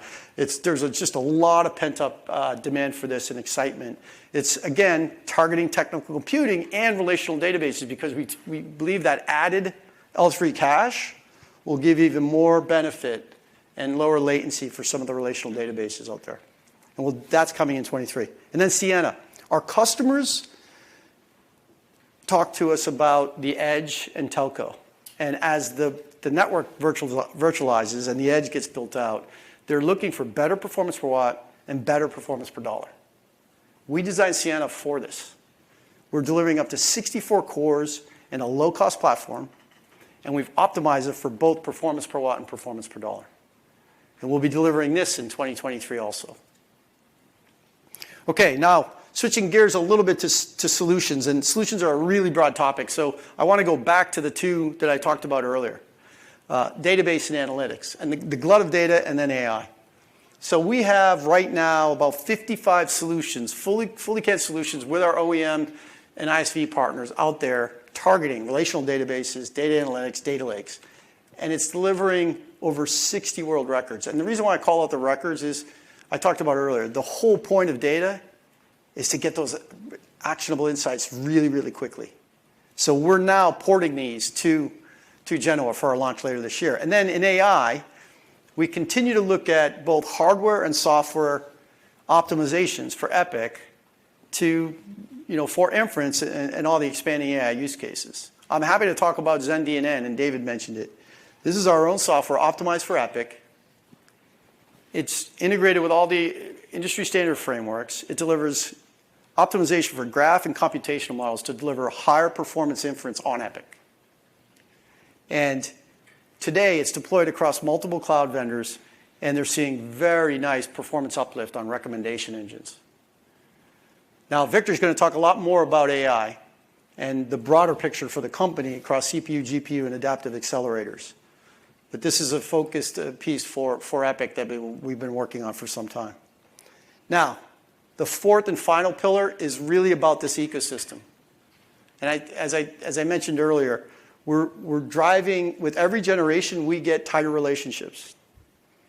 And not just about engineering quals, but more about go-to-market and what are the right things to be going to do to solve jointly our customer problems. And whether our customers are in the cloud, on-prem, have a hybrid or multi-cloud installation, we're focused and committed to our partners to deliver those solutions. And in 4th Gen EPYC, we believe, and we know we will, deliver 2x the solutions from Gen 3. And again, focused on those workloads of today and tomorrow. So now, let me close. I talked about a little bit about our journey, and it is very exciting, but we really are just getting started. We've got a large and growing TAM, and we are underrepresented still.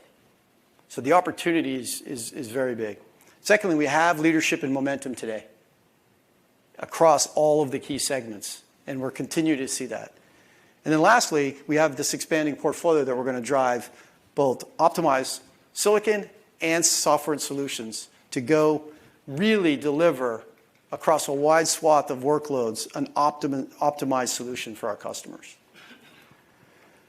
So I just want to end with, this is why we are excited about not just continuing our momentum, but accelerating our growth. And there's one thing I would leave you with is, I truly believe the best of EPYC is yet to come. So I want to thank you for your time.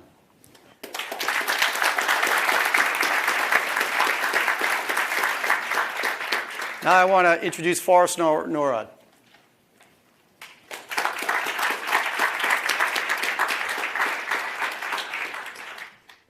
Thanks, Dan. Great job. Good afternoon. I'm incredibly pleased and proud to be here today because I get to represent the work of thousands of AMD engineers that have developed the leadership product portfolio that we have for the data center today. And it's a leadership portfolio that delivers to our customers the highest possible performance, the greatest energy efficiency with world-class security, which are all attributes that are absolutely critical for the data center. And the data center is absolutely critical to AMD. At AMD, we view the data center, as many people have already said today, as our biggest opportunity. Because quite candidly, the data center is so central to everything that our businesses and ourselves already do. And that importance is just continuing to grow with new workloads, new capabilities, new services continuing to roll out that have ever-increasing demands on performance. We view the data center as an unending source of opportunity for AMD and our customers. And we've got a great set of products to address that opportunity. Dan's already talked about the EPYC server CPU line, which truly has defined performance and leadership in the data center since it was introduced in 2017. I'm going to talk to the Instinct line of GPU accelerators that have helped the industry enter into a new era, the exascale era. I'll also talk about our new networking technology from Xilinx and the DPU and software from Pensando, which will allow us to offer new levels of performance and infrastructure acceleration for our customers to further improve the efficiency and operations of their data centers. And then right after me, Victor will talk about some of the assets from Xilinx which add further workload acceleration opportunities with the Alveo and Versal product lines. And again, all of these products offer the highest performance, the greatest power efficiency, and the best security, I think, that's available in the market today. And that market is a huge one. Lisa already previewed the top line number, but let me break it down for you a little bit more. We view the data center market for us in 2025 as a $125 billion opportunity, with a very large and important part being the $42 billion in server CPU TAM that Dan talked about a moment ago. But there's an even larger opportunity around GPU, AI technology, and related silicon components, $64 billion opportunity. That, coupled with $13 billion in adaptive SoCs and FPGAs, and the $6 billion of opportunity that the new AMD can address in networking and infrastructure acceleration, we have an incredible, incredible opportunity. So let me click into that $64 billion and start by talking about the journey that we've been on with GPUs for the data center.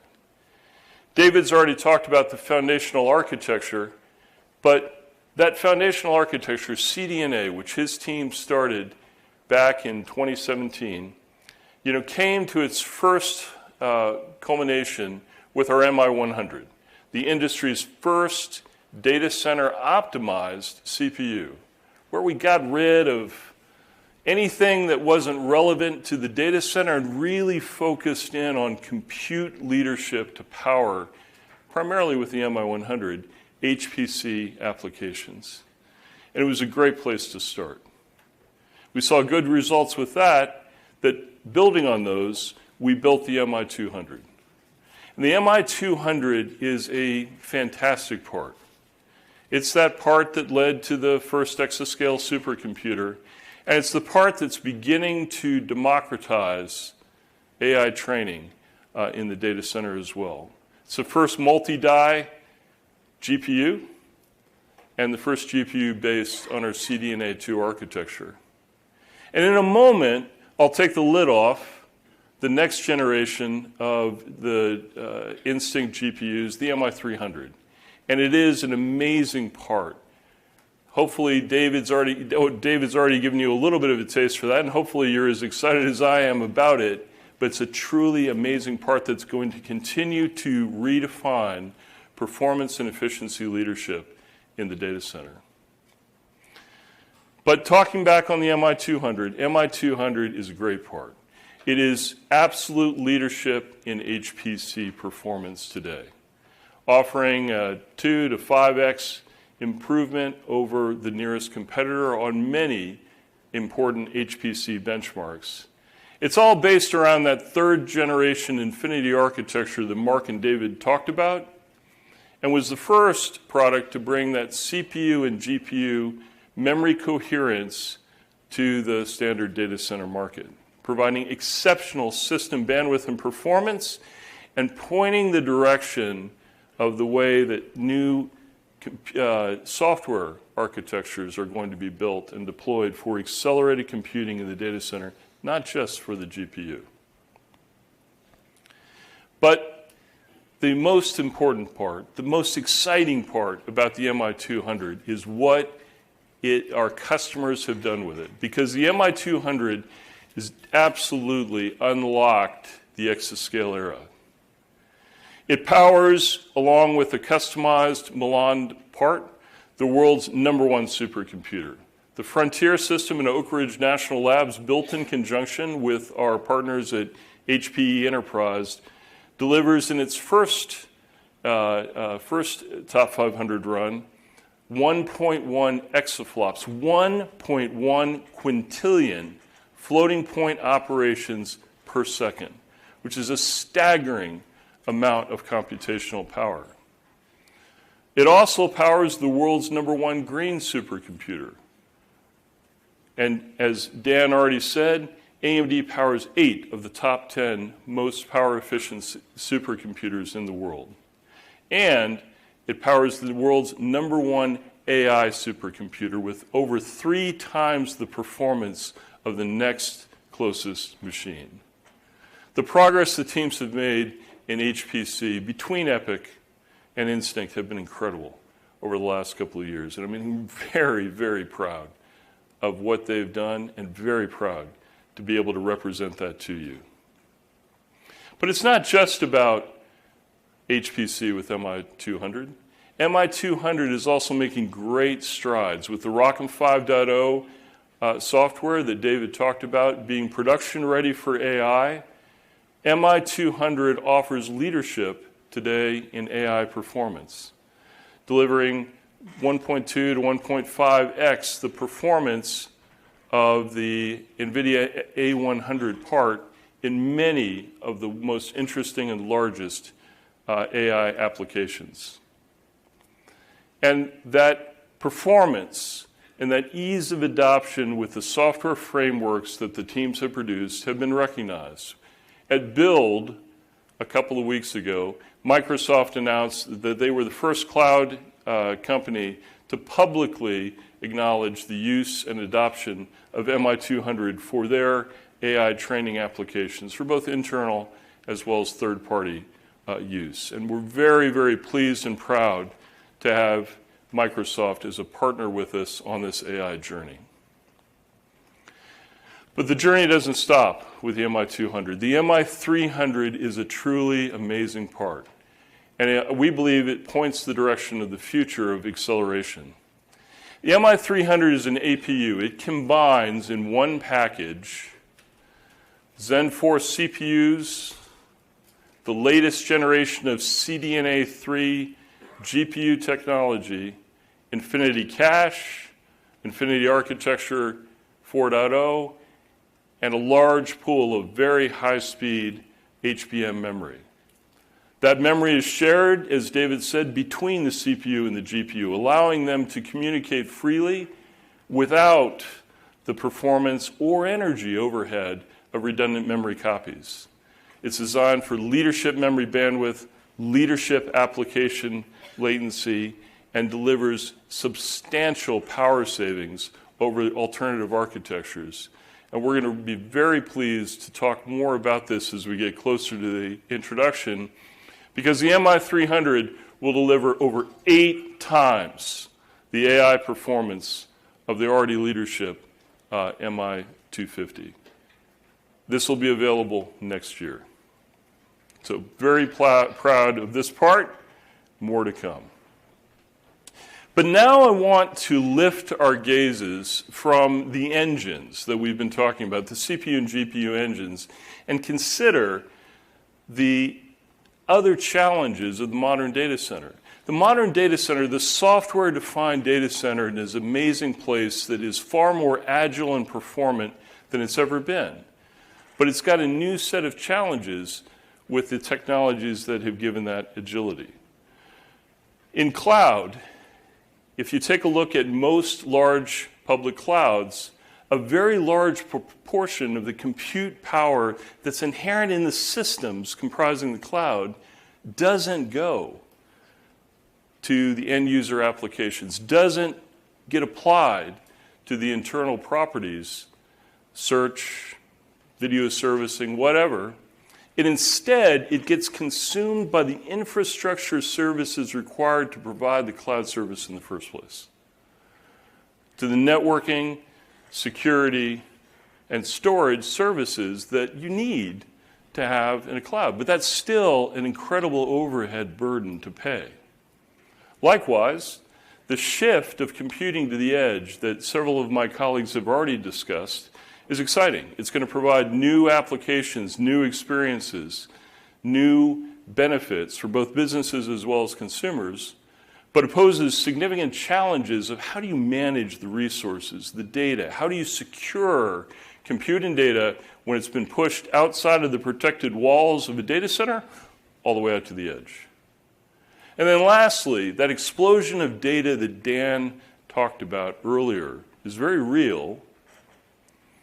And it presents new challenges because that data, that flood of data, and whether it's at rest in the data center or in flight within the walls of the data center or out to that cloud edge, must be protected, must be secured, must be monitored.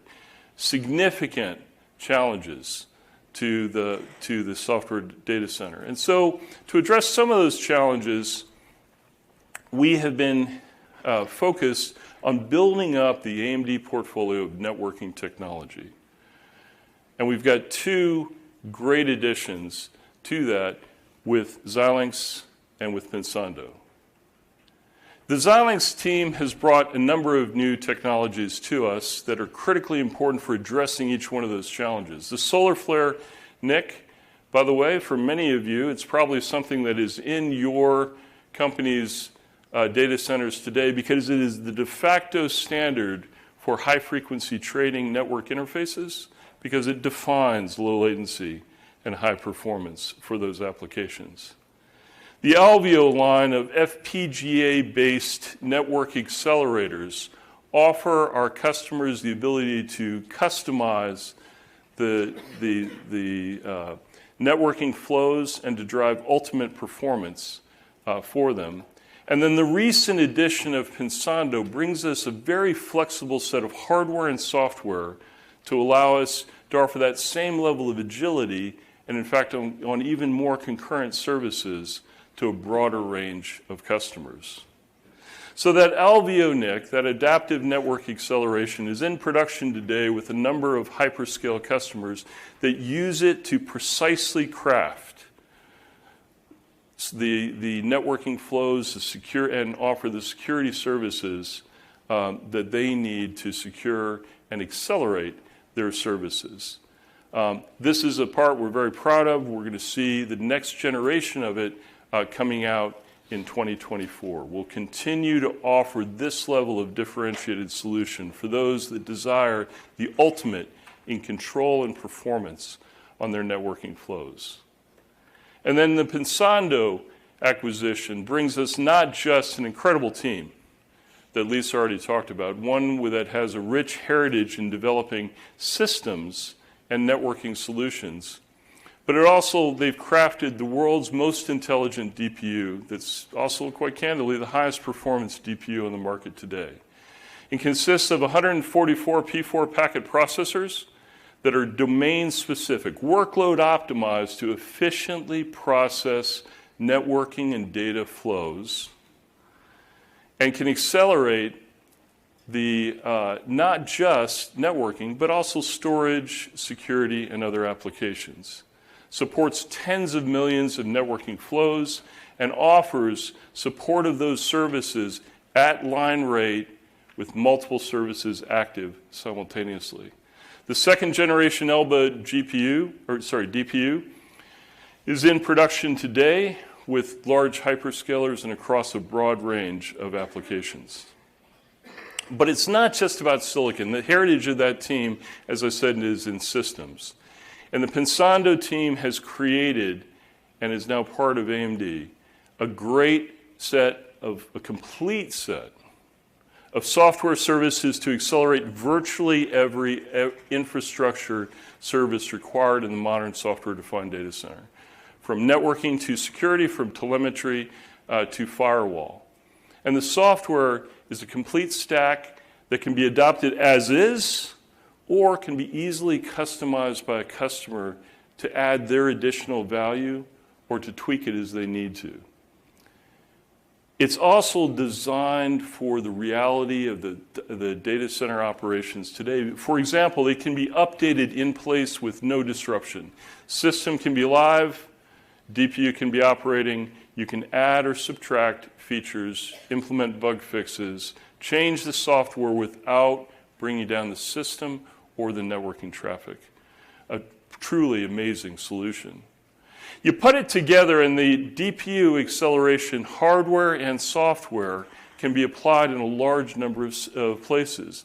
Often, people have talked about DPUs in the context of smart NICs to offload that cloud computing overhead that we talked about earlier. And they're great there, and they're in production today. But also, the Pensando DPU and software stack can be used at other places in the data center. HPE Aruba has just introduced a very novel product, a smart switch, that defines a new category where a top-of-rack switch provides not just connectivity, but a full set of firewall, security, and telemetry services to a rack of systems, obviating the need for separate and costly appliances to provide those services, and allowing much easier east-west firewall and traffic management. And likewise, NetApp, we're very proud to say, is a customer that has built a set of storage solutions that are in production today around the Pensando solution. So really, across the data center, we have the DPU and the software to accelerate a wide range of infrastructure tasks and to dramatically simplify and accelerate operations. And so securing the data center is a great challenge for us as those data flows continue to expand. And at AMD, whether it's DPU, GPU, CPU, what have you, security and advanced security features are a critical part of everything that we do.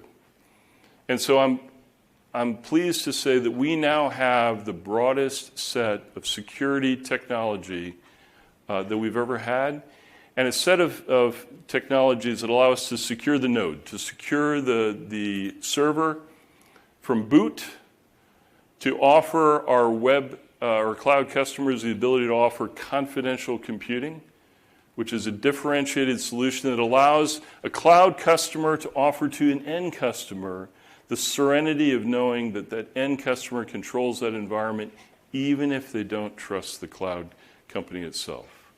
So truly securing the entire node. And now, with the Alveo and Pensando technology, we can secure with firewall and line rate encryption on every port the access to and from that server and across the data center. We're going to add to that, embedded in our processors that go into edge devices, as well as the networking interfaces that talk from them back to the data center, a complete set of management and security services extending out to that edge. And then throughout the whole thing, our technology allows us to gain telemetry and allow our customers to fully monitor what's going on in the data center without taking a performance penalty from doing so. Feeding that data into advanced threat detection systems, it'll be easier than ever, along with our partnerships with the companies that you see here, to detect threats and react to them in a way much faster and much more facile than ever before. And so I've spent just the last few minutes to give you some context of our overall vision of providing a complete set of products and services for the data center. And it's a journey that we continue on into the future. We now have the most complete set of data center technologies for silicon data center technologies. And we believe they offer an unmatched performance, the best energy efficiency available today and into the future, and comprehensive security features that will help our customers continue to secure, accelerate, and make their data centers highly efficient. With that, thank you for your time.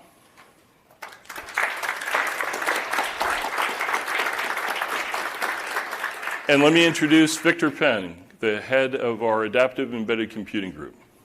Thanks, Forrest. Great job. Thank you, Forrest. It's great to be here in person, as many of us said, and also speaking to you on the AMD team. Both things took a little longer than I would have dearly liked, but it's definitely worth the wait. The other thing I learned that I have in common with Mark Papermaster and I, we're both hitting our 40th year in the industry this summer. And I can tell you, I consider myself incredibly fortunate to still be working with people that are absolutely passionate about building great products, high performance, and helping our customers really touch people's lives. I mean, I don't think I could be more fortunate than that. So, I'm going to talk about the business I lead, the Adaptive and Embedded Computing Group. And you can think about that as the Xilinx business plus the AMD's original embedded business. And then you've heard that I'll also talk about our strategic initiative, Pervasive AI, that Lisa mentioned, and then you've heard throughout the talk, that AI is an area of focus for AMD. But really, if you take that up a level, one of the things I'm really talking about is all the reasons why AMD plus Xilinx is way more than the sum of the parts, right? And that's not only in how Xilinx being part of AMD is benefiting already, but how hopefully we can make our contribution to the company as a whole. So, before I get into ACG, I want to share with you some of the things in terms of the momentum we built up at Xilinx. If you follow us, we had a strategy of data center first, and our growth drivers in terms of the markets was data center, 5G, automotive, and then all of our embedded markets. The other part of our strategy is that we wanted to move from just delivering components to platforms. So that meant, our SoC integration, software stacks, and our Alveo boards. From a financial perspective, we felt we had a TAM that was pretty good, that in 2025 would be $33 billion. And we were trying to sustain double-digit growth. So, of course, I'm really pleased to say that we really delivered on all of those. We certainly grew in all those large markets.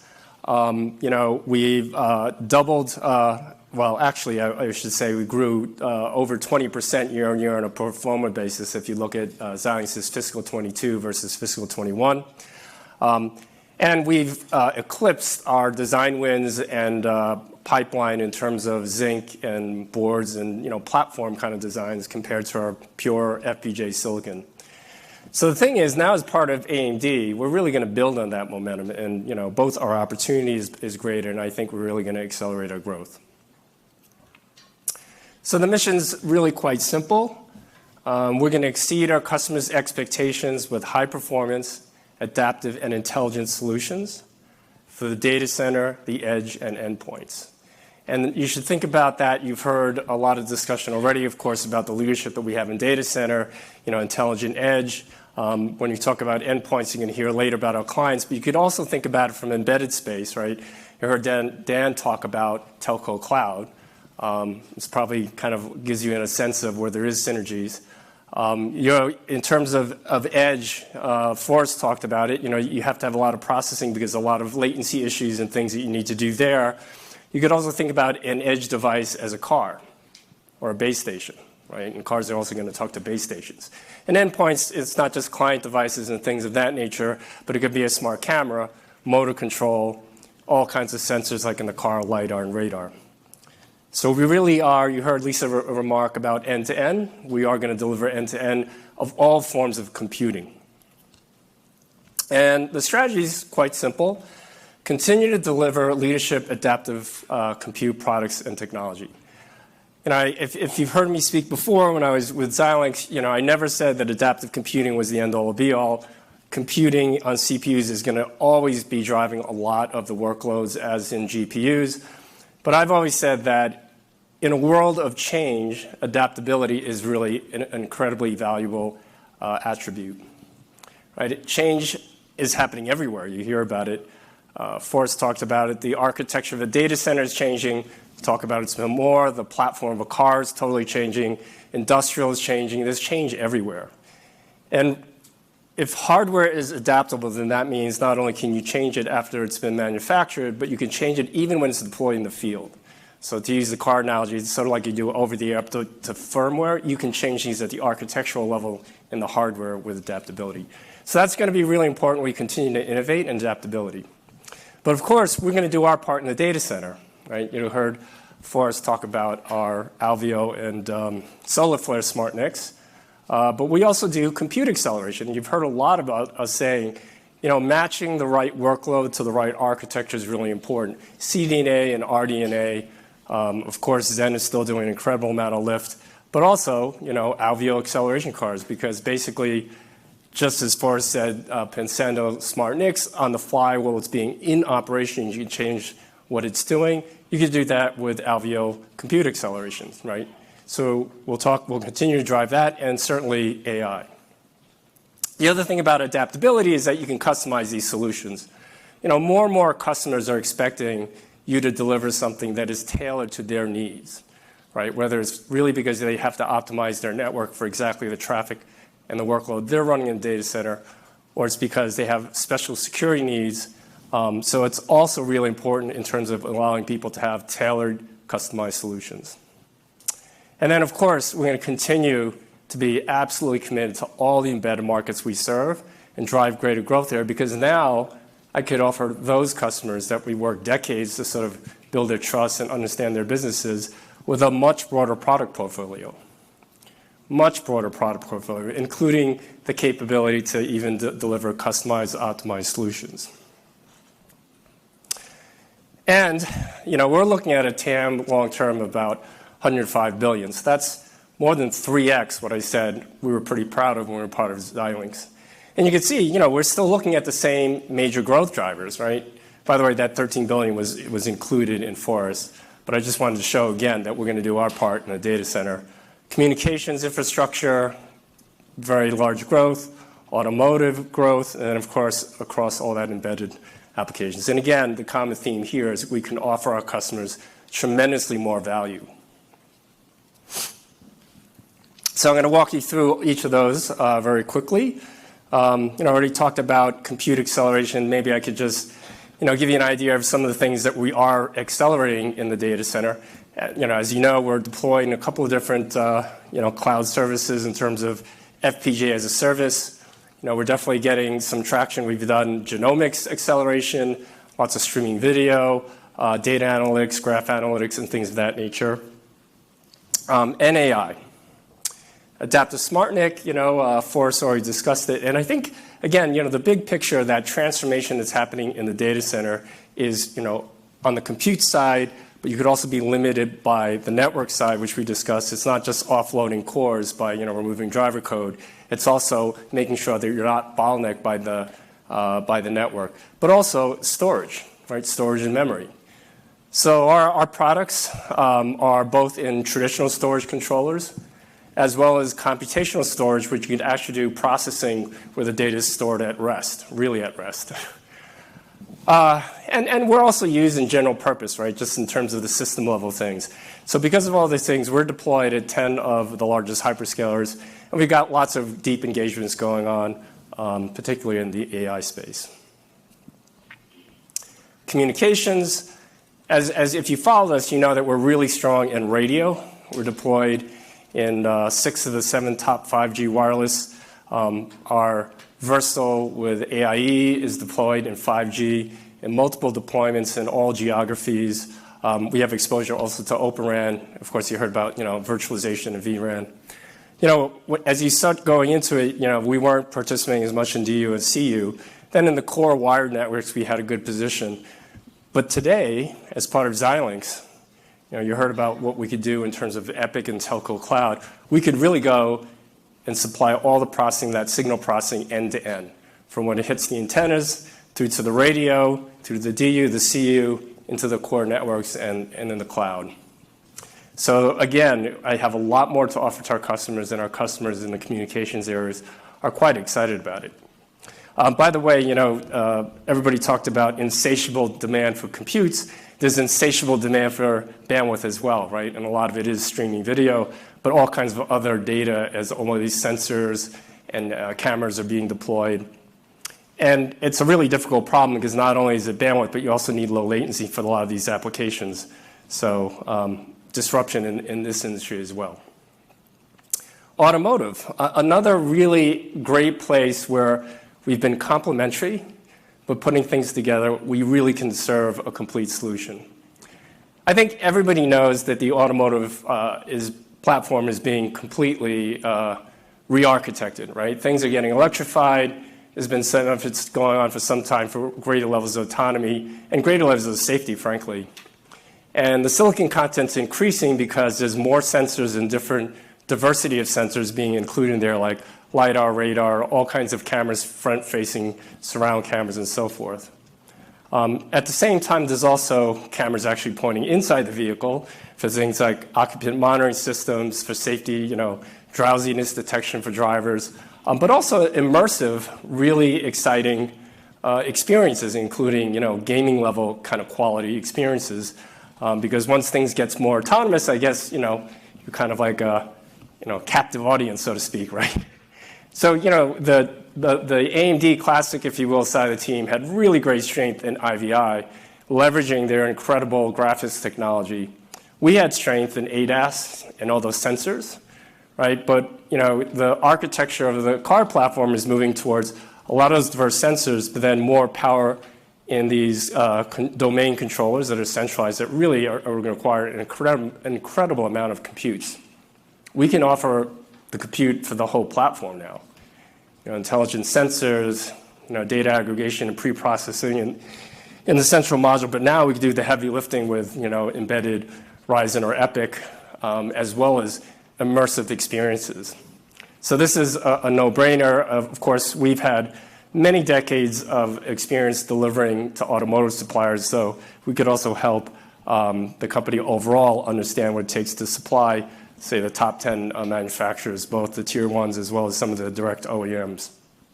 Xilinx has shipped cumulatively over 200 million units in the auto market over a decade that we've been supporting automotive. And then, the broad embedded markets, I can't go through all of them. I just want to reiterate that we're going to support all the markets we already served: healthcare and vision systems in industrial, aerospace and defense, test, measure, and emulation, as well as what's not shown here is audio-video broadcasting and some consumer. But, there's really disruption going on in these industries as well. It may not move quite at the same pace as in the data center or some of these other more consumer-oriented things, but there's no question that there's a revolution in healthcare, no question there's a revolution in industrial, right?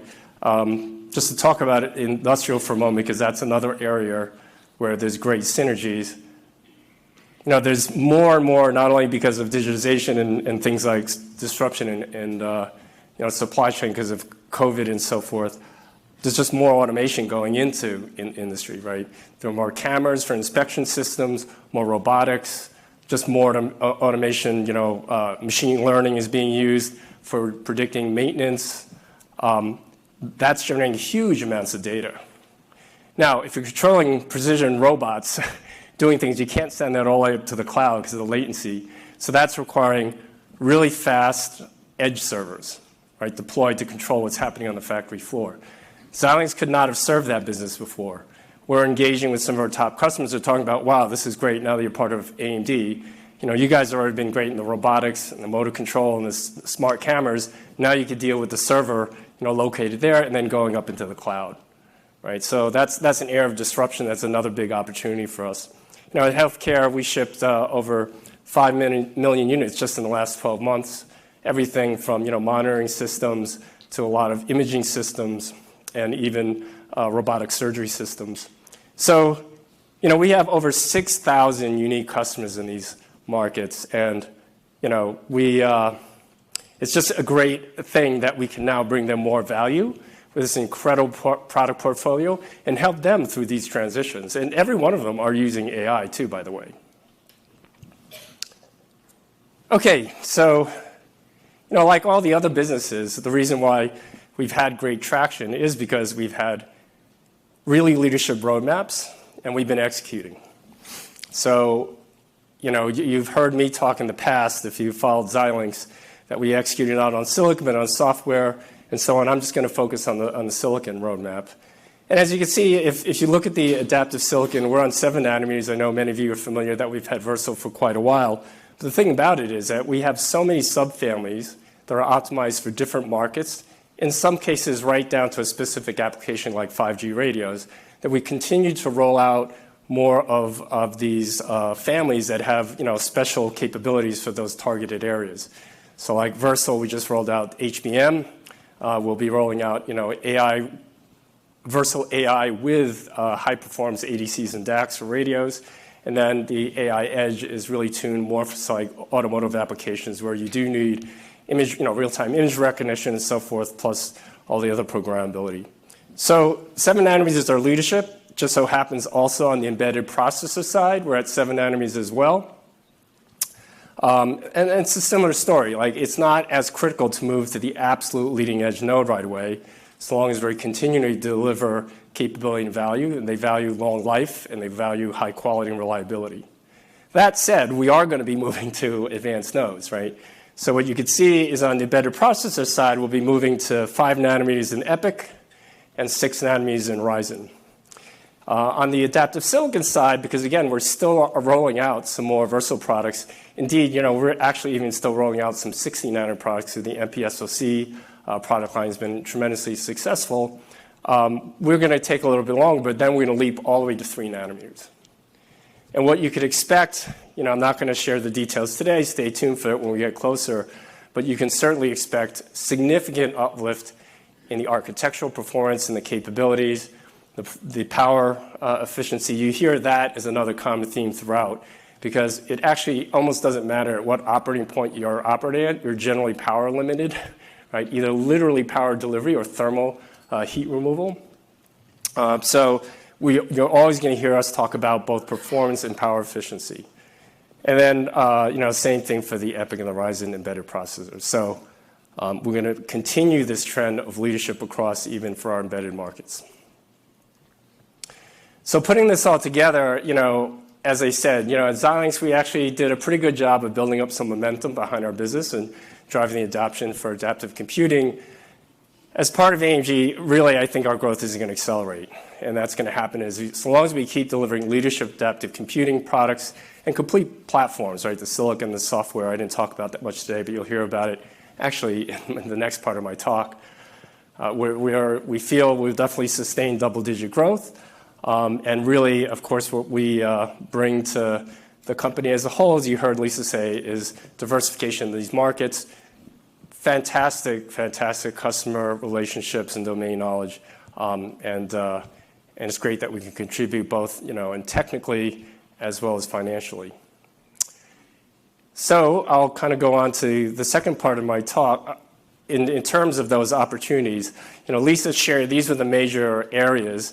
I would say in the embedded side, it's pretty straightforward. We can sell just the products that we have with this broader portfolio, and with our technical field and the relationships we have, we could bring a lot of the common products we have to market.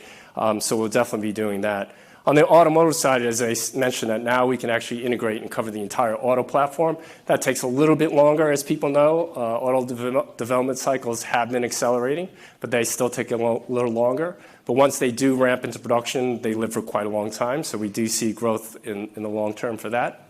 And then, of course, data center and communications. I already talked about what we have here. In fact, I would say, in this case, in terms of customer relationships, Xilinx had a lot of the long-term customer relationships with the big communication suppliers, but we are being introduced to opportunities that we weren't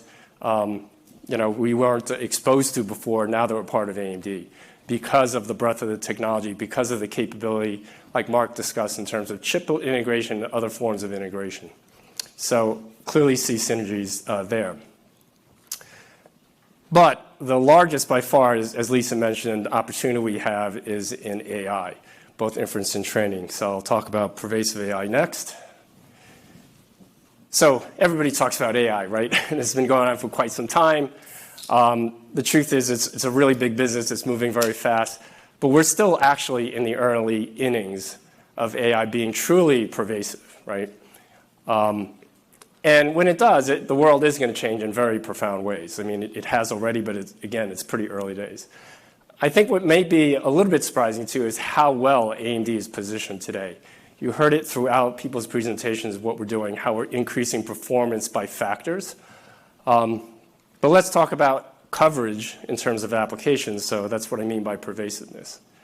So you might want to try and start thinking in the background, like how many different applications you think in AMD products that's doing some form of AI or being deployed. And you probably would have guessed all these. You heard a lot about the great momentum, the incredible momentum doubling every year in the data center, what Instincts is doing, breaking records, probably not too hard to think about servers and PCs. And in the home, of course, not only work from home, but entertainment, game consoles in the metaverse. There's definitely going to be forms of AI there. But when you add the AMD FPGAs and adaptive SoCs, now actually fills out pretty well, right? So we just talked about communications, of course, smart city. There's more applications in the home, healthcare, intelligent factories, transportation. So We're actually in quite a bit of areas that are doing AI, mostly the inference, but again, the heavy-duty training is happening in the cloud. The other thing, by the way, is the way this looks. They look like they're islands, but they're all connected to the cloud in some way, shape, or form. And AMD plays in communications infrastructure as well, right? Both wireless and wired communications. So we play there. And they will definitely use AI in communications as well, things like dynamic beamforming for radio spectrum management, in real time. So while we have good coverage, we're going to double down, as Lisa said, to make sure that we cover even more.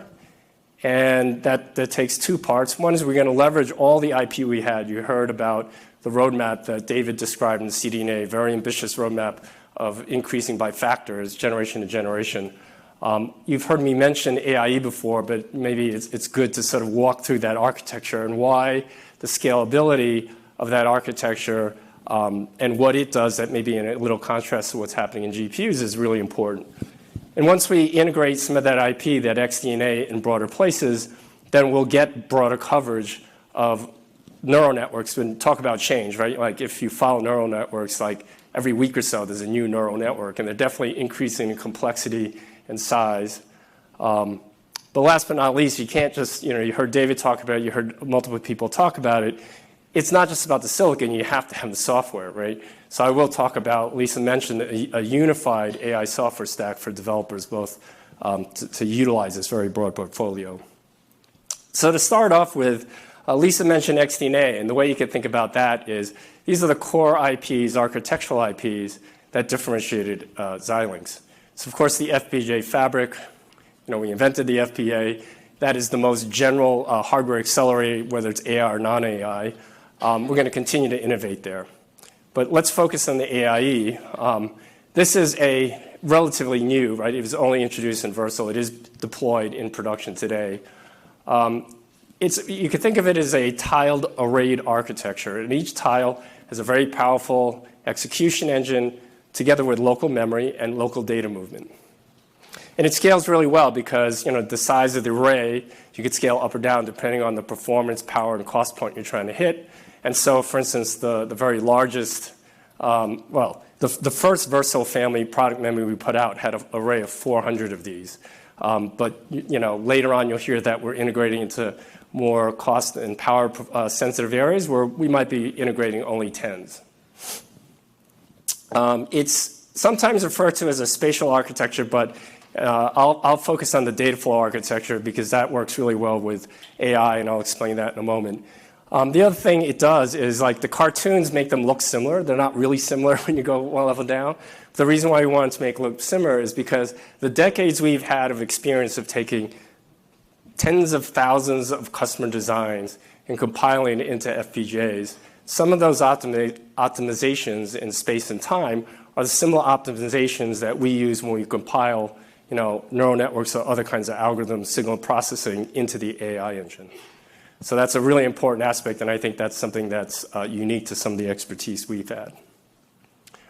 Okay, so I'm going to walk you through why AI works well on the AI engine. I apologize for those of you who understand this, but maybe not all of you are quite as geeky as I am. I don't know. But what this represents, that graph represents a basic neural network. Maybe this is an image recognition application where the input comes in, the pixels come in on the left, the nodes are the neurons, if you will. There's a lot of calculations that fires. Those are activations, the edges. There's other things that aren't shown, like weights and things that you hear about.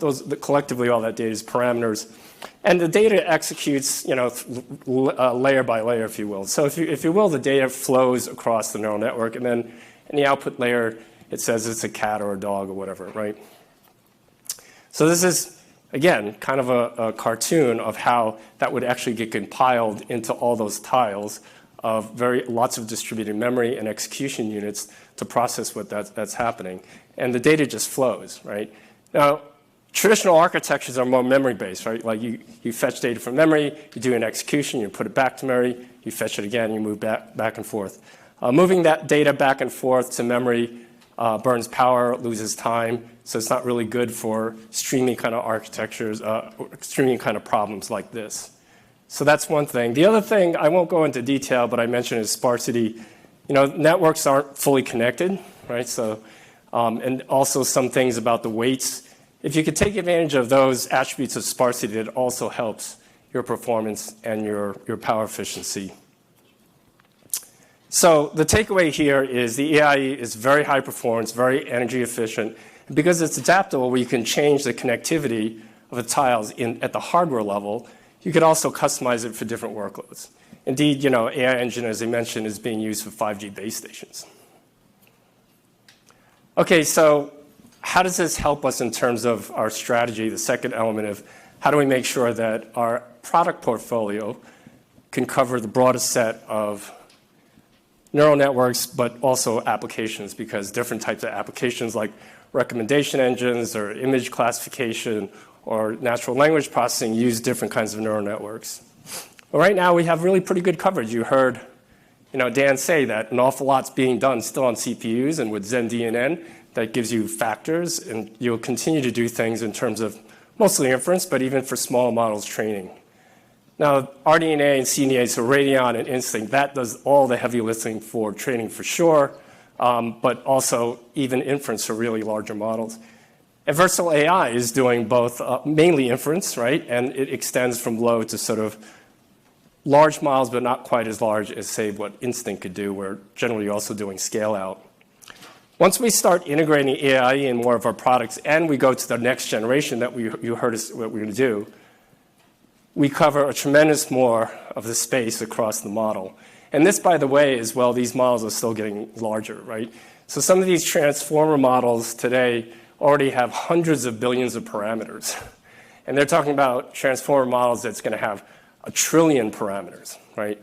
So the fact that even with the growth and the complexity of a lot of these models, we feel that our portfolio could keep up. And again, we're not religious. You want, if the best target architecture is CPUs, we'll do that. If it's a GPU, we'll do that. If the adaptive AIE either integrated with a GPU or a CPU or just in our Versal products, we have that to offer. But I mentioned the third part. It's not just silicon. The third part is we have to enable software developers, right? So you heard Dan and David talk about it. And today, we have very good productive software stacks that you can get factors of performance, right? And they all allow you to work in the industry standard ML frameworks like PyTorch and TensorFlow. They all have compilers and they have libraries and models, and you compile. Of course, the only problem is, right, the world of heterogeneous computing in the data center has oftentimes all of these targets and architectures. So if you want to take advantage of heterogeneity and figure out where things need to go, you have to work in different environments. You have to do partitioning on your own and so forth. So what we're going to do with the AMD Unified AI software stack is we're going to provide a unified inference front end.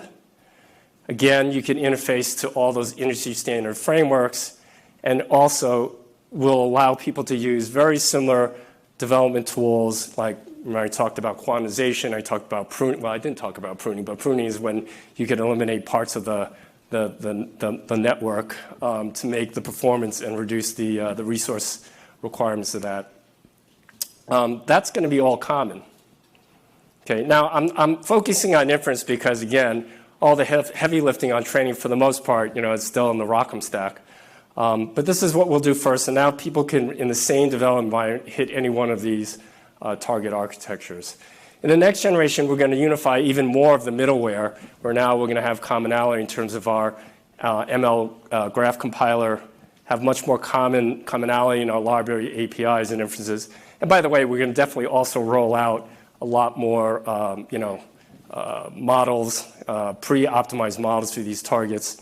And you can also see that this software stack will enable, if we've integrated, which we intend to do, AI into our Ryzen products, AI into our EPYC products, it will automatically do that code partitioning for you.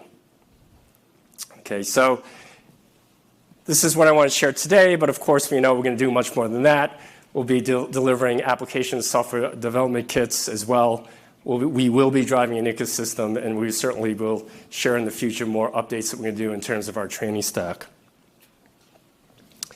So These opportunities I talked about, they're all meaningful in terms of the potential revenue we can get. But by far, we think it's greater than $10 billion.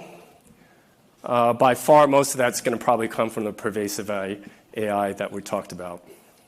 So it's incredibly exciting. I think stay tuned. You're going to hear more about this, of course, over the next coming months. So to wrap up, I'm personally really excited about accelerating AMD's growth by contributing to this incredible, phenomenal product portfolio, but also our combined customer set. It's really meaningful for us that we could offer our customers more value and also contribute to their businesses while we grow our company. And all of us at AMD are really excited about what we could do with pervasive AI. I think we talked about at the very start about Together We Advance. And when we really make AI pervasive truly in the cloud, at the edge and endpoints, running on AMD products, affecting people's lives, I think that's really a very meaningful and exciting journey that we're on. This is, this classic thing. It's not a sprint, it's a marathon. We're in it for the long haul, and I can't think of a better journey to be on myself. I hope you're excited as I am. So thank you very much.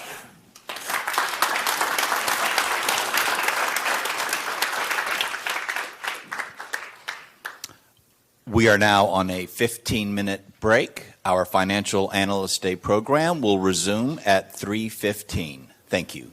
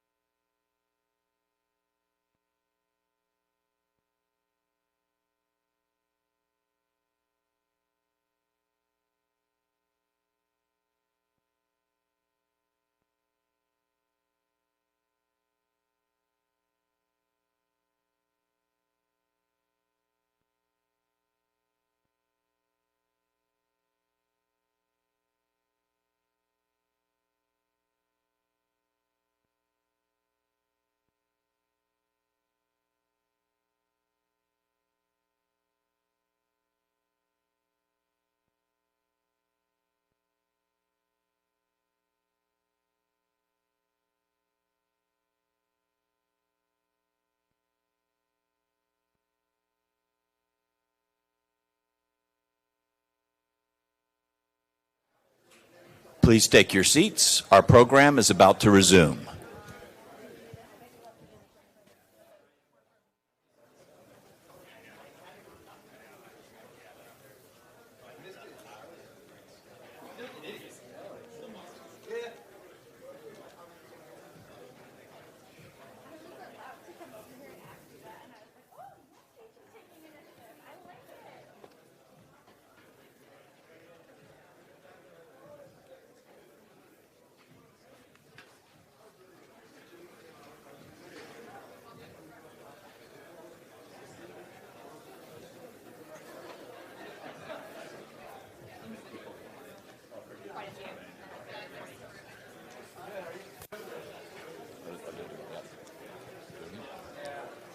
Please take your seats. Our program is about to resume.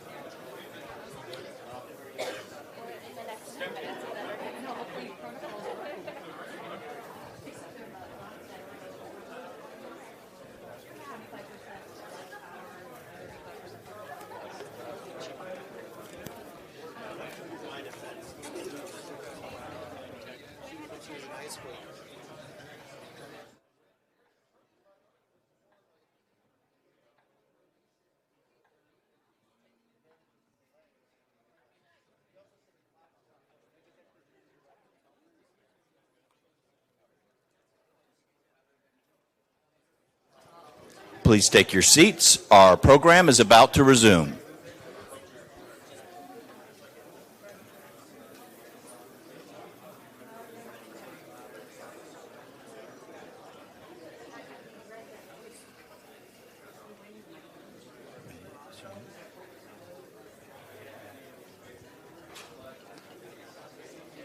Now, please welcome AMD Senior Vice President and General Manager, Client Business, Saeed Moshkalani.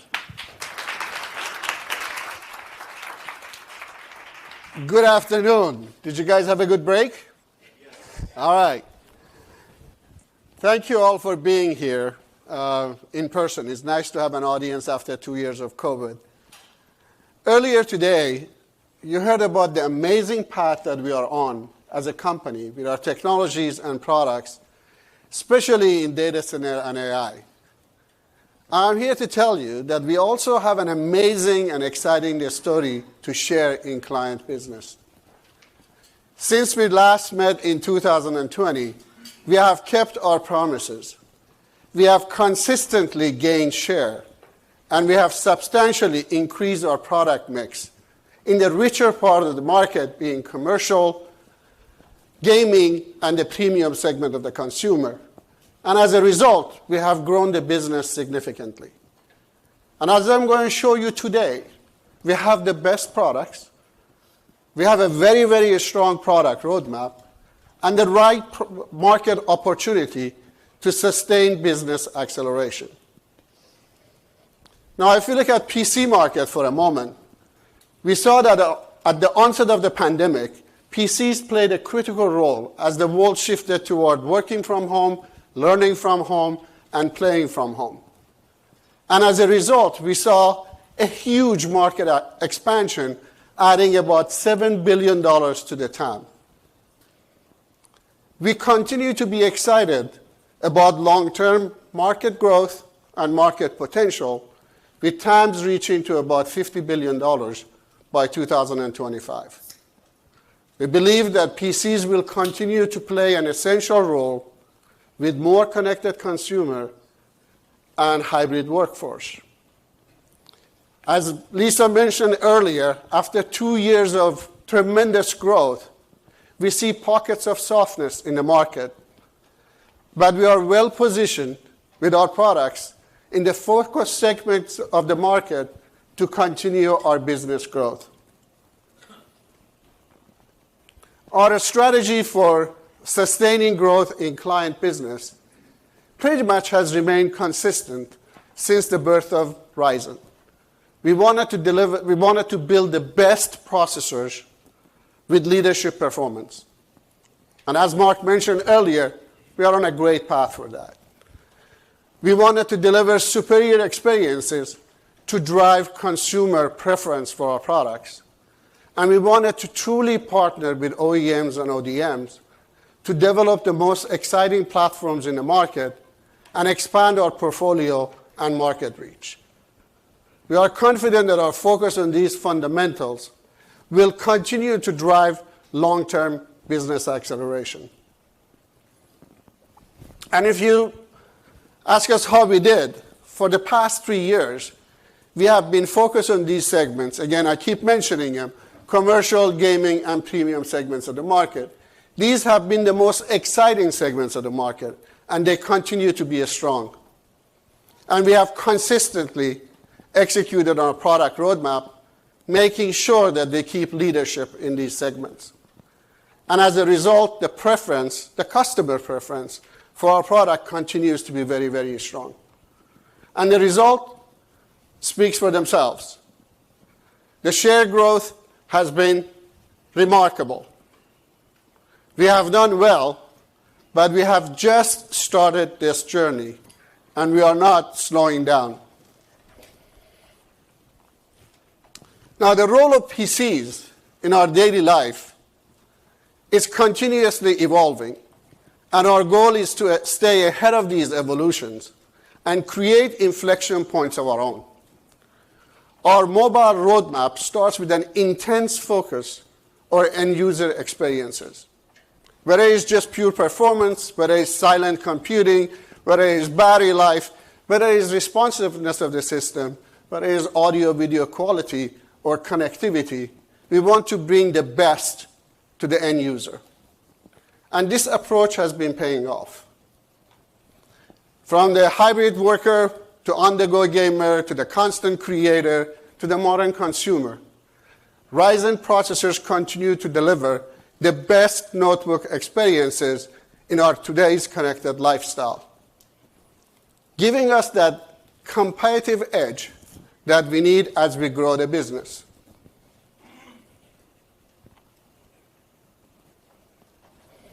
Now, if you look at our latest mobile processor, you can see the impact of this end-user focus there. We launched Ryzen 6000 series mobile processor earlier this year at CES, featuring an updated Zen 3 processor with the latest RDNA 2 graphics with ray tracing capability in the leading-edge TSMC 6 nanometer. And what we wanted to do is to optimize all of these technologies, not to be just good at one direction, but to build the best all-around mobile processor the market has ever seen. And when you look at the gen-over-generation gains, they are impressive. 1.3x faster CPU performance, a massive 2x graphics leap, which also makes the Ryzen 6000 series the best APU gaming processors as well. And we combined all of these technologies with an advanced power management technique to give up to 29 hours of battery life. And to bring the best connectivity, we paired our processors with the latest technologies such as Wi-Fi 6, 5G, Bluetooth 5.2.0, or USB 4.0. And you can find all of these technologies in very sleek, sophisticated, ultra-thin designs. And the review so far for the product has been amazing. There are many Ryzen 6000 series processors in the market today, with many more to come in very near future. Now, if you look at how all of this technology performs in a commercial environment, when productivity, collaboration, security, and manageability are such key attributes. You can see over here that we offer 17% more performance in a very typical commercial workload. Running a Microsoft Office application and at the same time being on a video conference, sharing your data or presenting your data. And when you look at battery life, we offer 45% longer battery life during a video conference call. And to further enhance our products for professionals, we provided multiple layers of security to defend against cyber threats. And we also integrated a wireless manageability for ease of deployment by IT professionals. This makes the Ryzen 6000 series truly the best solution for any enterprise. And if you look at our momentum in the market, with each generation of technology, we have raised the bar for ourselves even higher. This has enabled us to develop a lasting partnerships with OEMs and ODMs in expanding our portfolio and market reach. We have been co-developing and co-innovating with OEMs, bringing in Microsoft, bringing in Zoom, bringing other ISVs to develop the best PCs in the market. In 2022, we are launching a record number of systems, majority in premium segment. These systems are better, faster, more power efficient, thinner and lighter than ever before. And you might ask, what is next? Right? You heard from Mark and David today. Innovation is at the heart of AMD's journey in developing the best products. Whether it's through our own development or through our ecosystem partnerships, we are building technology roadmaps that pushes the boundaries of what is possible in PCs. Whether it is AI acceleration, which Victor talked about, to heterogeneous architecture, to image signal processing, to advanced packaging, whether it's tree stacking or chiplets, to extreme power management, we are working to bring the next generation of advancement in today's workload. Whether it's collaboration, creativity, gaming, content creation, and more. These developments ensure that we stay ahead of technology curve and further solidifies our position as technology leaders in the market. When you look at our mobile roadmap, we do have a very strong roadmap, and our commitment to notebooks continues.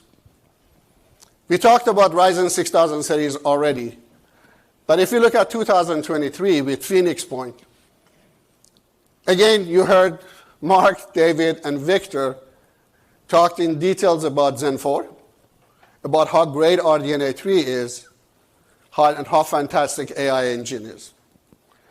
We are bringing Zen 4 to notebooks, taking CPU performance to this next level. And with RDNA 3, we are bringing much more graphics performance with much better power efficiency. And we are integrating Xilinx AIE engine to enable a range of advanced AI experiences, not in the data center, but in your PCs. And we implemented all of these technologies in the leading edge TSMC 4 nanometer.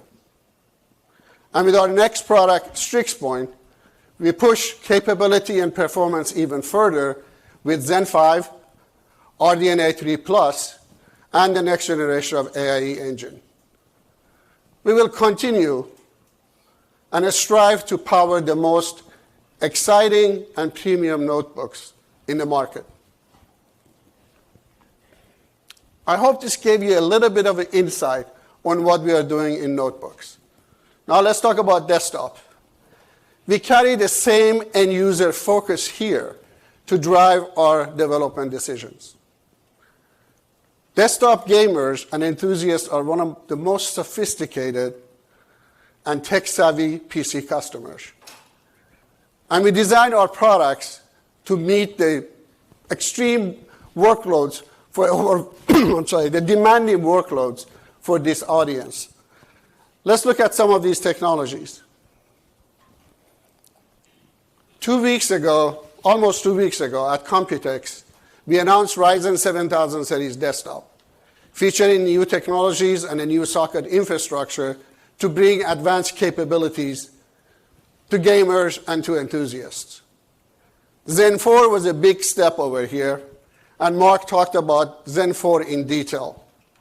But with clock speeds of more than 5.5 gigahertz and 8% IPC uplift, it's going to deliver significant gaming and CPU performance over our current generation.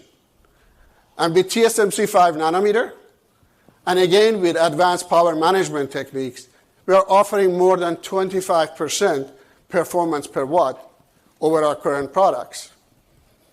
And the all-new AM5 socket supports DDR5 and PCIe Gen 5, enabling the fastest data access from memory and storage. These processors would be available in market fall of this year.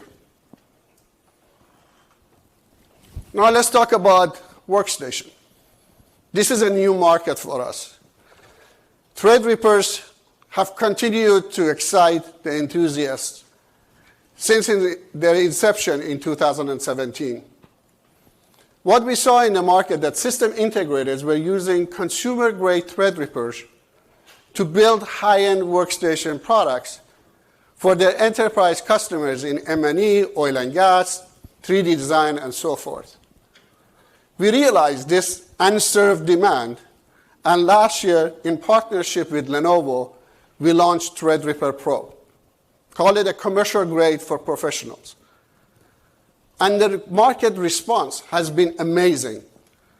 Lenovo P620 workstation, the first workstation with Threadripper, was the best-selling workstation in its class in 2021. And for a very, very good reason. You can see here we are comparing one Threadripper processor to two Xeon processors with massive leadership in every metric, whether a single thread, multi-thread, power efficiency, performance to power ratio, it wins in every category. Now we are at the beginning of our journey in workstation, but quickly expanding our portfolio with Lenovo, with Dell, and other OEMs.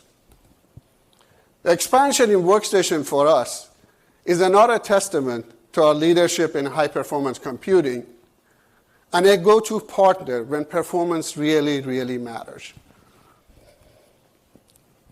And when you look at our desktop roadmap, you can see that we have delivered a consistent cadence of high-performing desktop processors with each generation. At CES, we launched Ryzen 5000 series with 3D V-Cache technology. Mark earlier talked about 3D V-Cache and what it can do. This was the first PC processor that deployed a 3D cache architecture. This technology significantly boosts the gaming performance by effectively reducing memory latency. And we wanted to bring the best to our gamers. Today, Ryzen 5800X3D is the best gaming processor in market, bar none.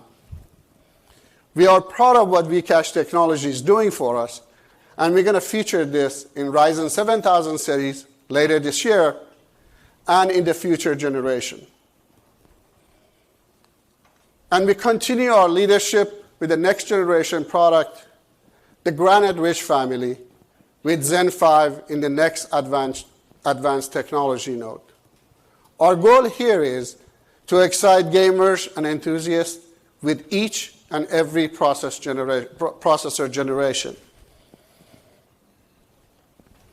In close, AMD's client story is really, really exciting.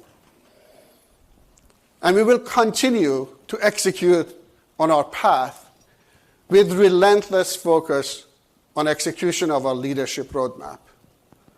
We will continue to bring incredible user experiences, and we will continue to work with OEMs and ODMs to make sure that we build the best and the most exciting platforms in the market. PC market represents a huge opportunity for AMD, and we believe that we are well positioned with our products across commercial, gaming, and premium segment of the consumer to continue our business acceleration. Thank you very much for your time, and I'd like to introduce Executive Vice President and General Manager of AMD's gaming business. Well, good afternoon. I'm Rick Bergman. Just before the tail end of the break, John Taylor, our Chief Marketing Officer, said, "Rick, we've left the last products that are fun." So I guess I'm in charge of the fun products, which is okay, because we've had a couple amazing years since the last Financial Analyst Day. If you think about it, we collaborated with Microsoft and Sony to launch the current generation of game consoles to much success. We also introduced a whole new family of graphics processors that extended our TAM to new areas. And then third, we introduced the idea of the AMD Advantage program, which combines the best CPUs, GPUs, and software to offer incredible differentiation for our customers. And so we're all about taking this gaming leadership that we have and just taking it to new barriers and beyond boundaries that are out there and just elevate that entire experience. So boy, over the last few hours, you've heard a lot about high-performance computing. And we certainly at AMD know a lot about it. Well, graphics is no different. Just insatiable demand for graphics performance. And so what's driving this insatiable demand? Well, of course, it comes down, like with everything, the workloads, whether it's gaming, high resolutions, entertainment, content creation, and now machine learning, all driving up that curve to try to hit that photorealistic cinematic quality that everybody wants in their gaming environment. Just to give you one example, the Radeon HD 3870, 2007, was 400 gigaflops. Our new 6900, Radeon 6900, 23,000 gigaflops. And the great part, this has been a very consistent curve.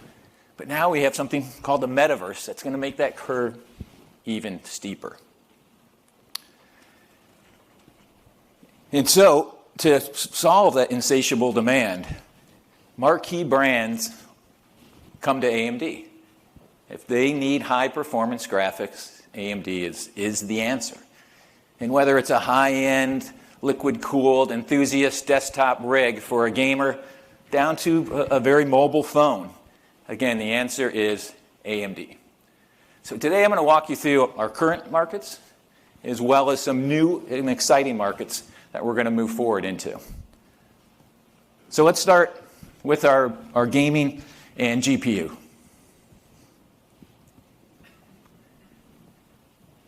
Two years ago, when I was in front of this group, I talked about 2.5 billion gamers around the globe. Now that number is over 3 billion gamers.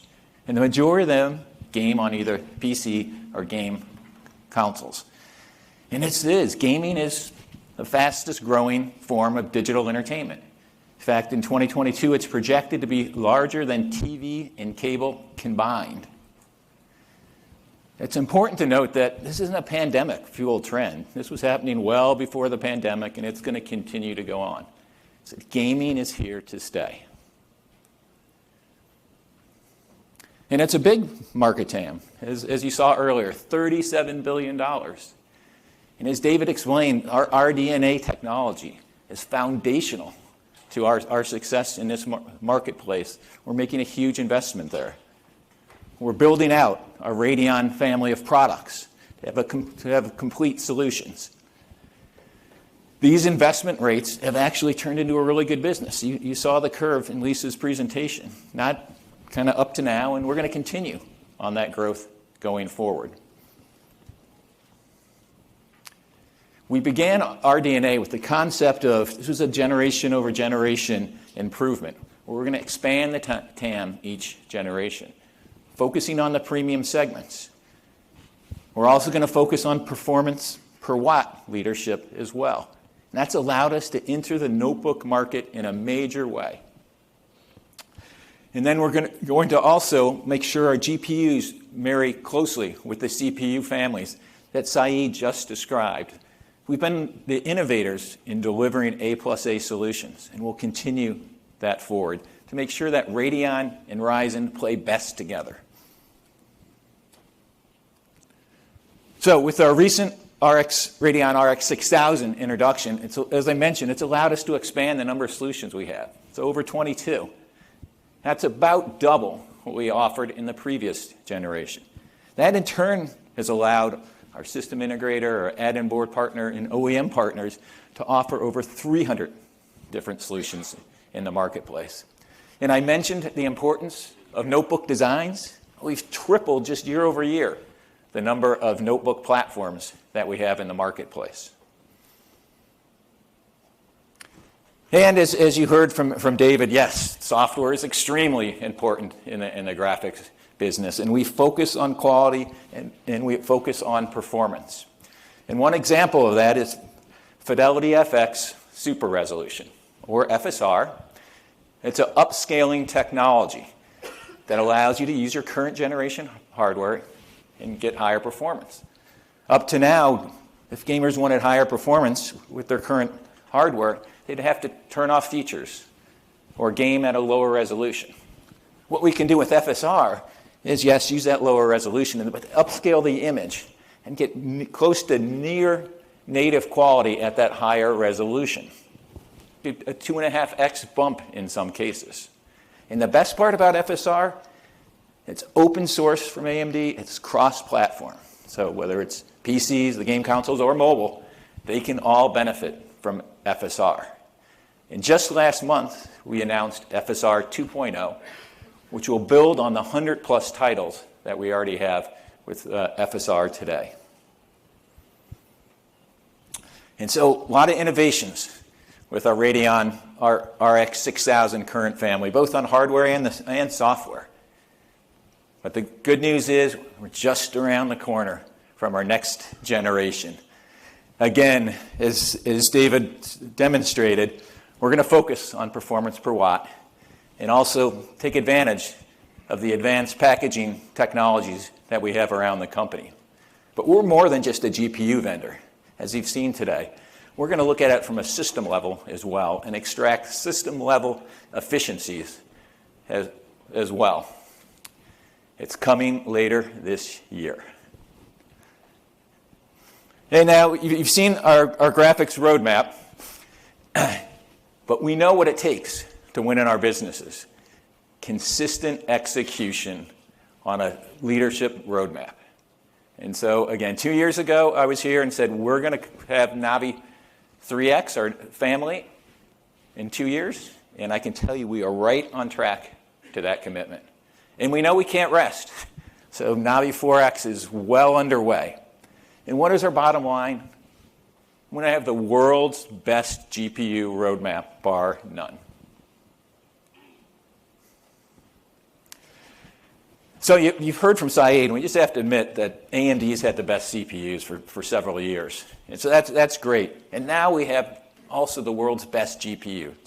And so it's great that we can have both of those together at the same time, the world's best CPUs and GPUs. And so now what we're seeing is systems from our customers that, of course, use Ryzen and Radeon together. In fact, as you can see, quadruple the number of systems that leverage that capability from 2020. All major OEMs now offer Ryzen and Radeon together. But we know it's a lot more than just having a GPU and CPU. It's very important to how they actually work together to make a good system a great system. A couple examples. In 2020, we introduced Smart Shift.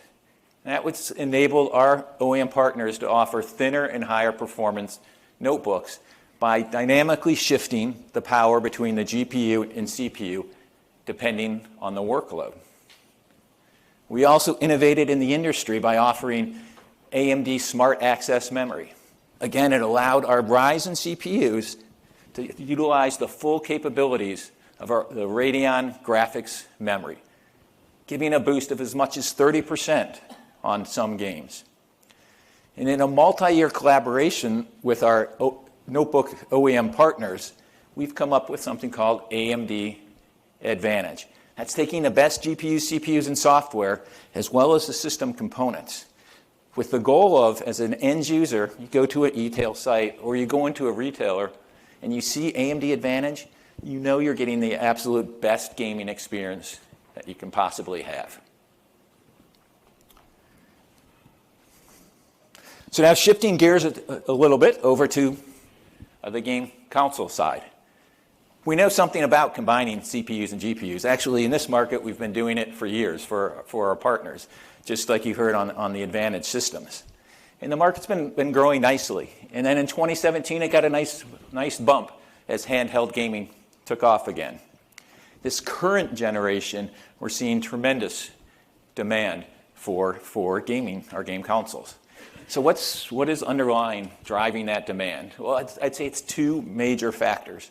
First, of course, is demographics. So more female gamers, additional age categories gaming, new geographies, just more gamers in general. And then secondly, the level of engagement with gaming. So now multiplayer, free-to-play, online, building gaming communities that keep the gamers totally engaged and build with their social networks. All this adds up to just a great business for AMD today and continuing into the future. So this is the great market, as I just talked about. And hey, I'm really proud that we're clear market leader. We're clearly number one in this particular marketplace. And so what has gotten us there? Well, we work with our customers on the toughest problems and where they want to take their platforms. So they wanted 4K immersive experiences. They wanted to reduce the load times, back compatibility so the gamers could use their titles from previous generations. We work closely with them to solve those problems, and that's allowing us to have higher silicon content generation over generation. And so now, with Microsoft Xbox and Sony PlayStation, we've won back-to-back generations. And we've also added another exciting platform, the Valve Steam Deck. That's an all-in-one portable PC. For those that don't know, Valve, of course, they're responsible for the Steam store that has over 100 million active users per month. It's a big market to go after. Okay, so I've talked about those two markets and them themselves. They're sizable and they have good growth rates. So how do we grow even faster? Well, a couple areas. The metaverse. So everybody's heard about the metaverse. Major companies moving into it. Of course, the most notable is Meta, formerly Facebook.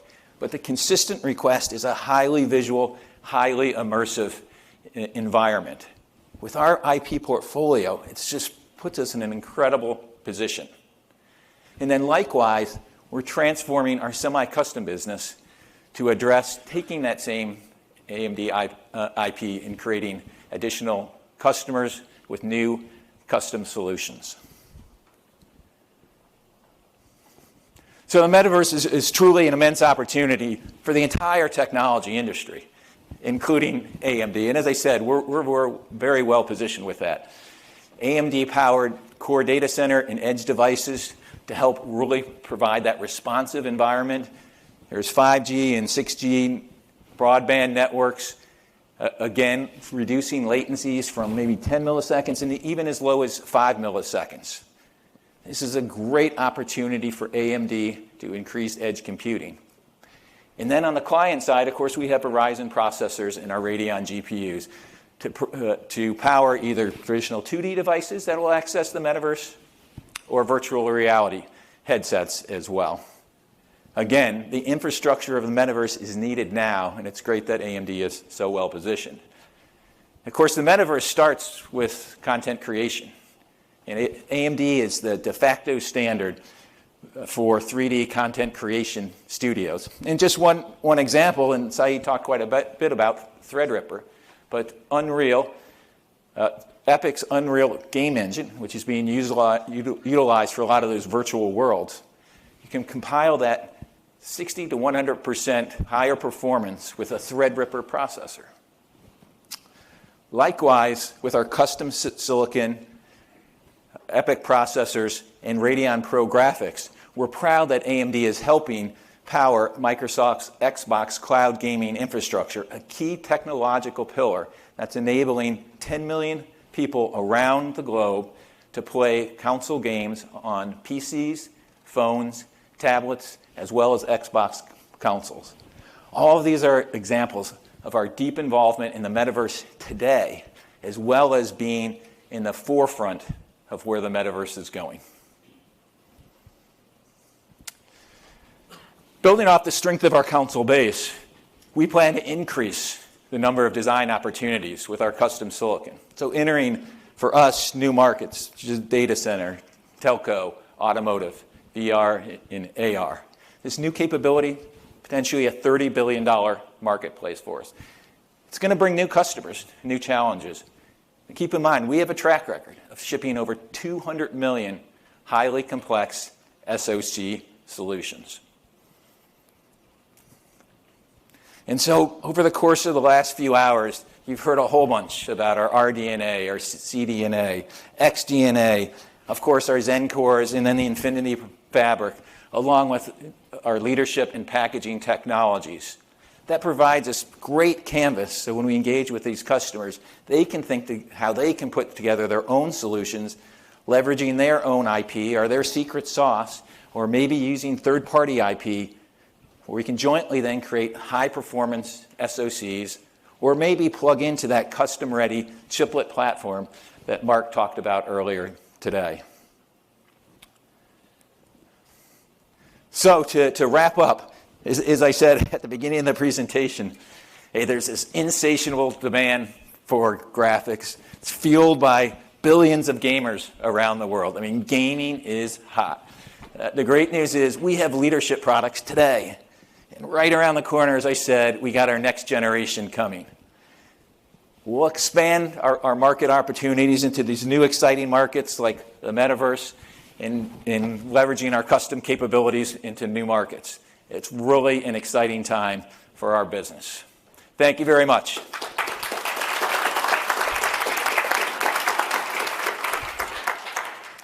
Okay, it's my pleasure to introduce our Chief Financial Officer, Devinder Kumar.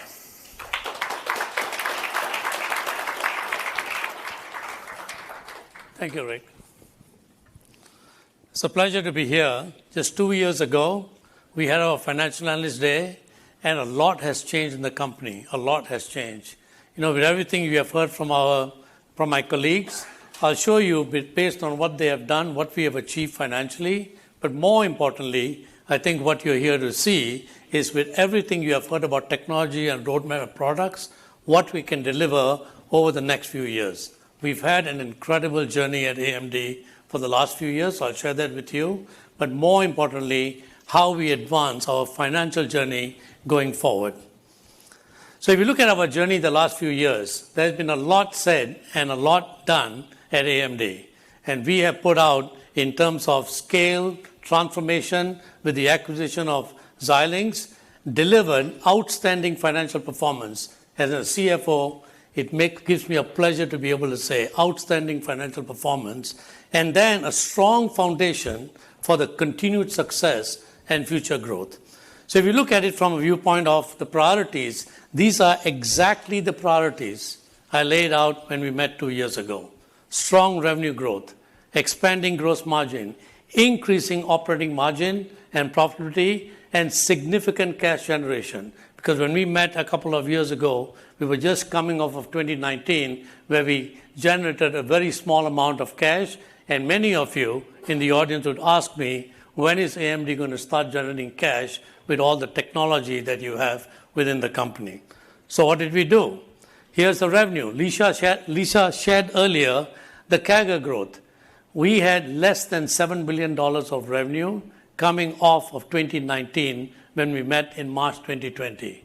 Since that time, we've added in 2 short years more than $10 billion of revenue. More than $10 billion of revenue in 2 years. And we have also had growth in all of our businesses. With the diversified portfolio and the product that we have, having growth in all the businesses is something that's excellent from a $16.4 billion revenue that we delivered in 2021. The top line, growing as it has. The other important thing is the diversification of the revenue. We had about $1 billion of revenue in 2019 from data center and embedded. $1 billion, about 15% of revenue. Lisa and I have talked in many earnings calls that we want to take that revenue, percentage of revenue in data center and embedded up. And in 2021, at $16.4 billion, the data center and embedded revenue quadrupled in that time frame in 2 short years. 25% of revenue in 2021 came from data center embedded, which is high margin, high growth, and very stable from that standpoint, and we feel very good about that. If you look at it from a revenue on the metrics of the financials, gross margin, grown a lot. The trajectory is very good, 43, 45, 48. Operating margin, more than doubling in the 2-year time frame. And earnings per share, quadrupling since the time we saw the first full year for 2019. All in all, that's why I said earlier, outstanding financial performance in the last couple of years. And then cash. I talked about it earlier. When we met in 2020, coming off of 2019, there was about $300 million of cash generation, significant cash flow generation. And by the way, Lisa talked about it earlier, we are investing in the future. In 2021, there's another $1 billion of reduction in free cash flow because we invested in supply and capacity to get to the 2022-2023 growth that we want to invest in our growth for the future. And the free cash flow margin and free cash flow are impacted by that, and we continue to make investments for the future growth that you've heard from my colleagues talking about how we can go.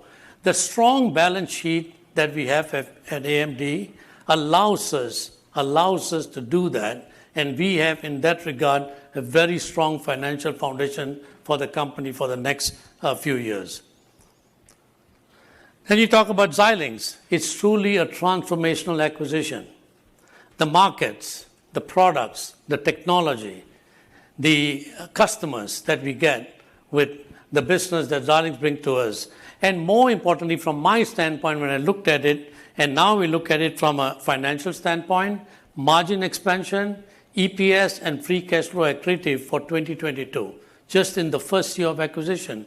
We just closed it a couple of months ago.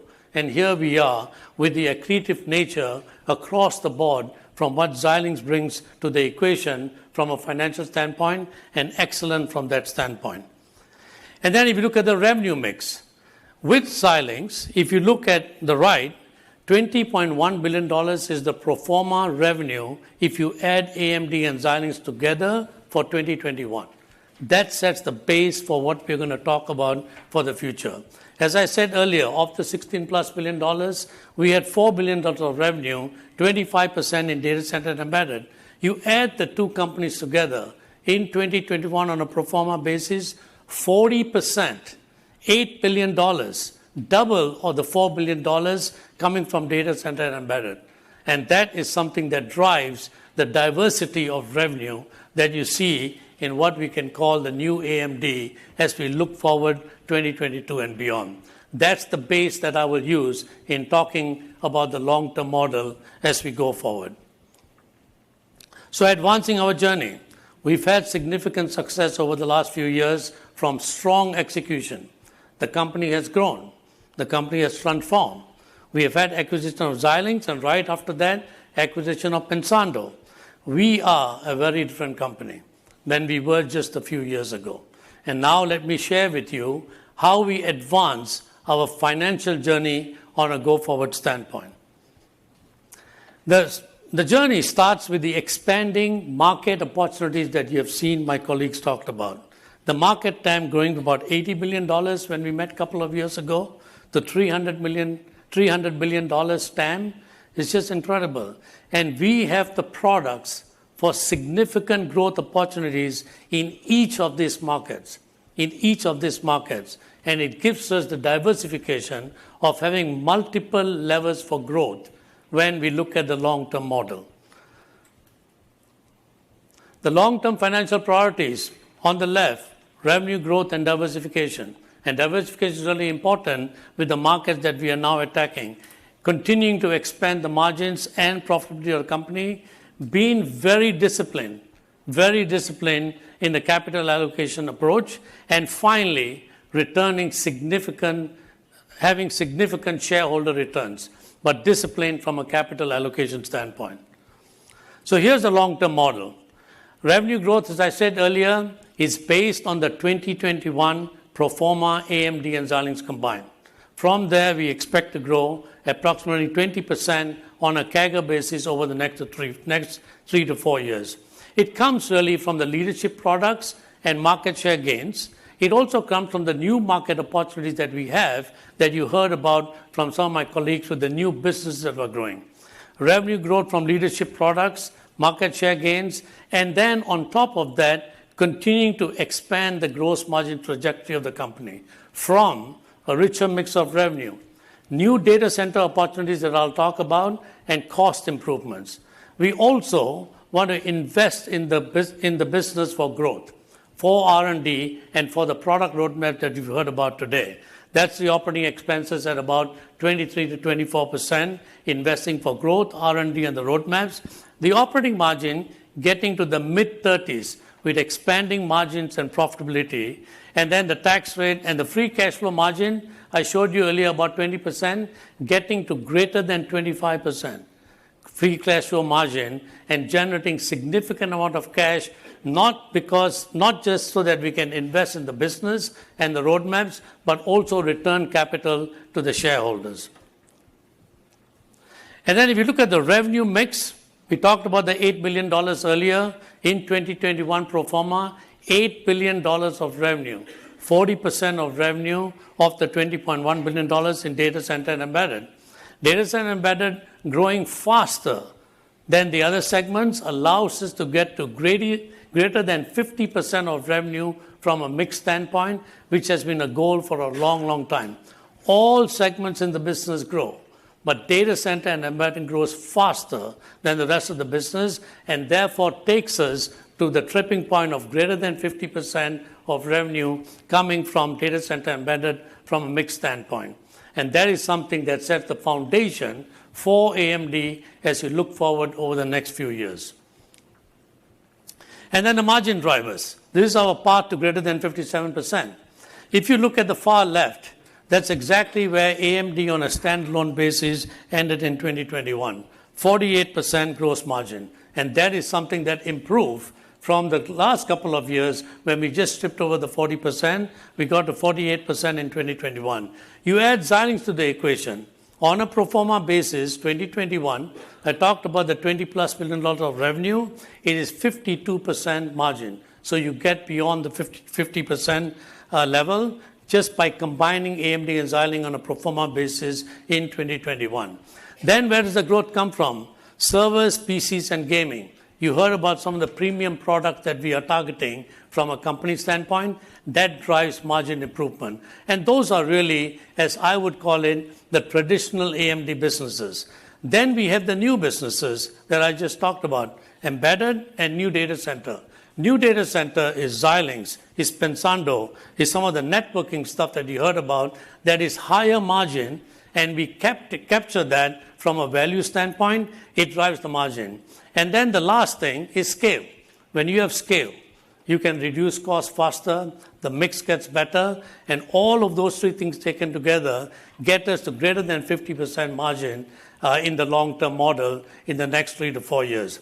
The diversification and scale of the company allows us to continue on the margin trajectory that we have been on many, many years, and now we get to the greater than 50% level in gross margin. And then let me spend a minute on Xilinx synergies. When we announced the Xilinx transaction, we had talked about approximately $300 million of synergies on an annualized basis out in time, 12 to 18 months after the transaction closes. As we got to the integration execution, where I could actually do the work to look at all the details, we have found additional opportunities for synergies. Now it's closer to greater than $400 million of cost synergies. It comes from supply chain, from infrastructure, and engineering. So we're projecting greater than $400 million of cost synergies as we put the two companies together and execute on all the integration plan over the next 12 to 18 months. And then Victor talked about earlier, we've identified, there was a lot of planning going on, but now that we are able to go together to the customers, we have identified additional revenue synergies. The biggest area, of course, is AI that Victor talked about. But you also have opportunities in data center, in communications, in automotive, and embedded. Large markets, same customers. You go with a portfolio of products that is synergistic, and you get the business, and we've identified that over $10 billion over the next 5 years. It happens a little bit later because it takes time to put some of the products together, as all of you know, but it's about $10 billion over the next 5 years, and not a lot of it is baked into this current long-term model right now because of the long-term nature of the synergies, especially on the revenue side. And then the long-term capital allocation priorities. Number one priority, bar none, as Saeed said, invest in the business, in technology, in products, in go-to-market, infrastructure, and talent. We continue to hire. We want to invest in the infrastructure. We will be strategic about M&A. We just did a couple, and many people ask about whether we want to do more. If it makes sense from a strategic technology standpoint, acqui-hires, for example, getting talent acquisition, we will do it. And then shareholder returns. Greater than 40% of the free cash flow that I just talked about return to the shareholders in terms of shareholder returns. From a balance sheet standpoint, we want to have a significant net cash position. We are committed to strong investment grade ratings. And then the capital expenditures in our fabless model is very small. It's about 2 to 3% of revenue. So the fabless model gives us the leverage in terms of everything I talk about from a long-term target model. And then 2022 financial outlook. You know, there's a lot going on in the market, even from when we gave guidance in the Q1 timeframe. You have supply chain, you have macro, you have a lot going on in the market, and some consumer-facing businesses might have weakened a little bit. We are reiterating our guidance for 2022. We expect to grow approximately 60% from a revenue standpoint in 2022. It really comes from the fact that we have a diversified business model, diversified revenue, and many levers in terms of where we could get our revenue from. And that's why we are confident in terms of reiterating the guidance at approximately 60% revenue growth year on year. Xilinx helps, but even the AMD traditional businesses are also growing year on year from that standpoint. And we are focused, very focused, on delivering another strong year in 2022 after what we did in 2020 and 2021. And in Q1, Lisa and I talked about, in the Q1 earnings, we talked about the new financial reporting segments. I know many of you have been asking about it for a multiple number of years, but this is the way we view our business. So data center, comprising of server CPU, data center GPUs, and the Xilinx portion, which is data center related in FPGAs and adaptive SoCs, would be in the data center segment. In the embedded, it's Xilinx excluding the data center portion, and then you add what we brought over from the AMD embedded business that those of you know about. Client, desktop and notebook processors, really the PC business, and finally gaming GPUs, and the game console SoCs that Rick just talked about. When we report the results for Q2, we will provide historical annual 2020 and quarterly 2021 revenue and operating income so that you can see what it looked like in the past and then get the results going forward from a go-forward standpoint. And of course, the Q2 results will be in line with these reporting segments when we report results for Q2.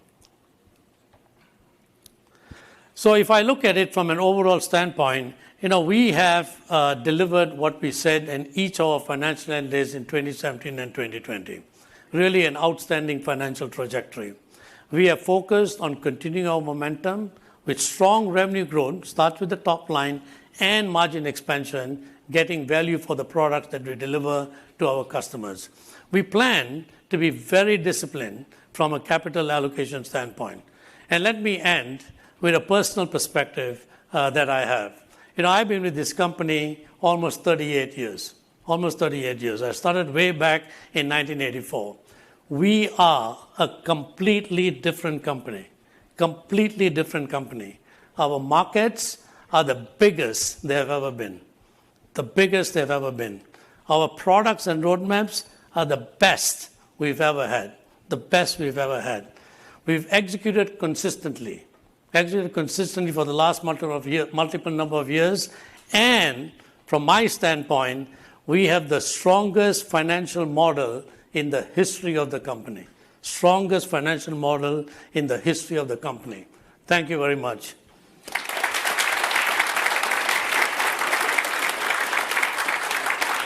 With that, let me hand it back to our CEO, Lisa.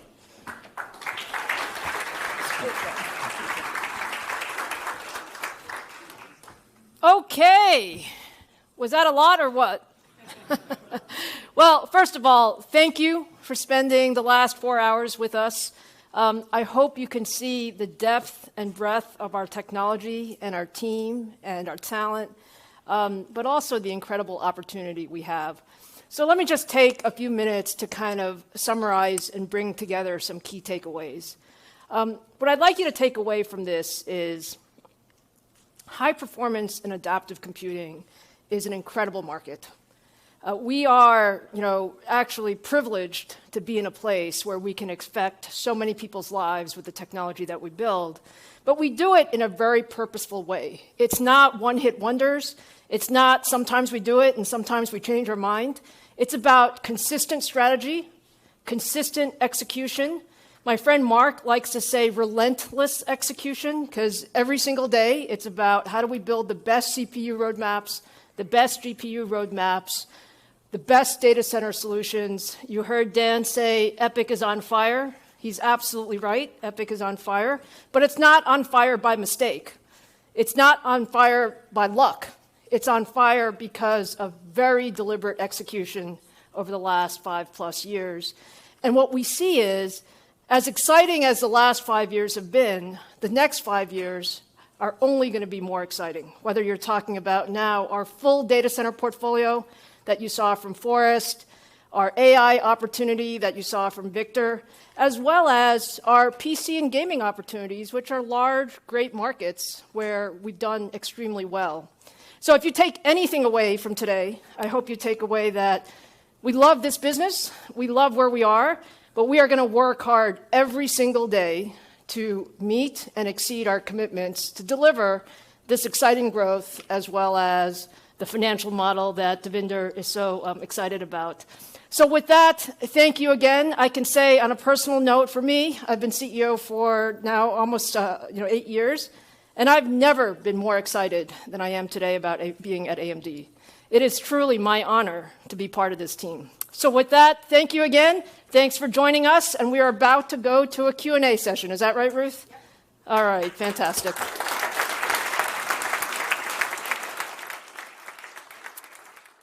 So we're going to take a minute and just bring up some chairs, and guys, we have a little bit more work to do before the cocktail hour, so come on up.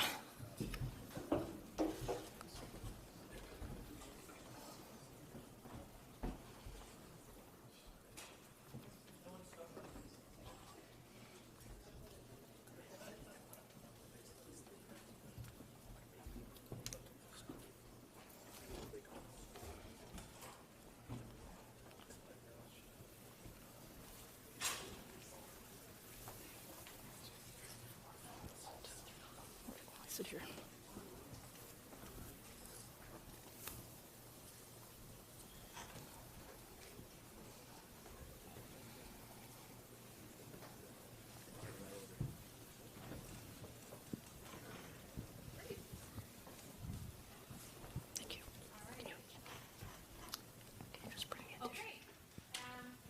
Questions in the room.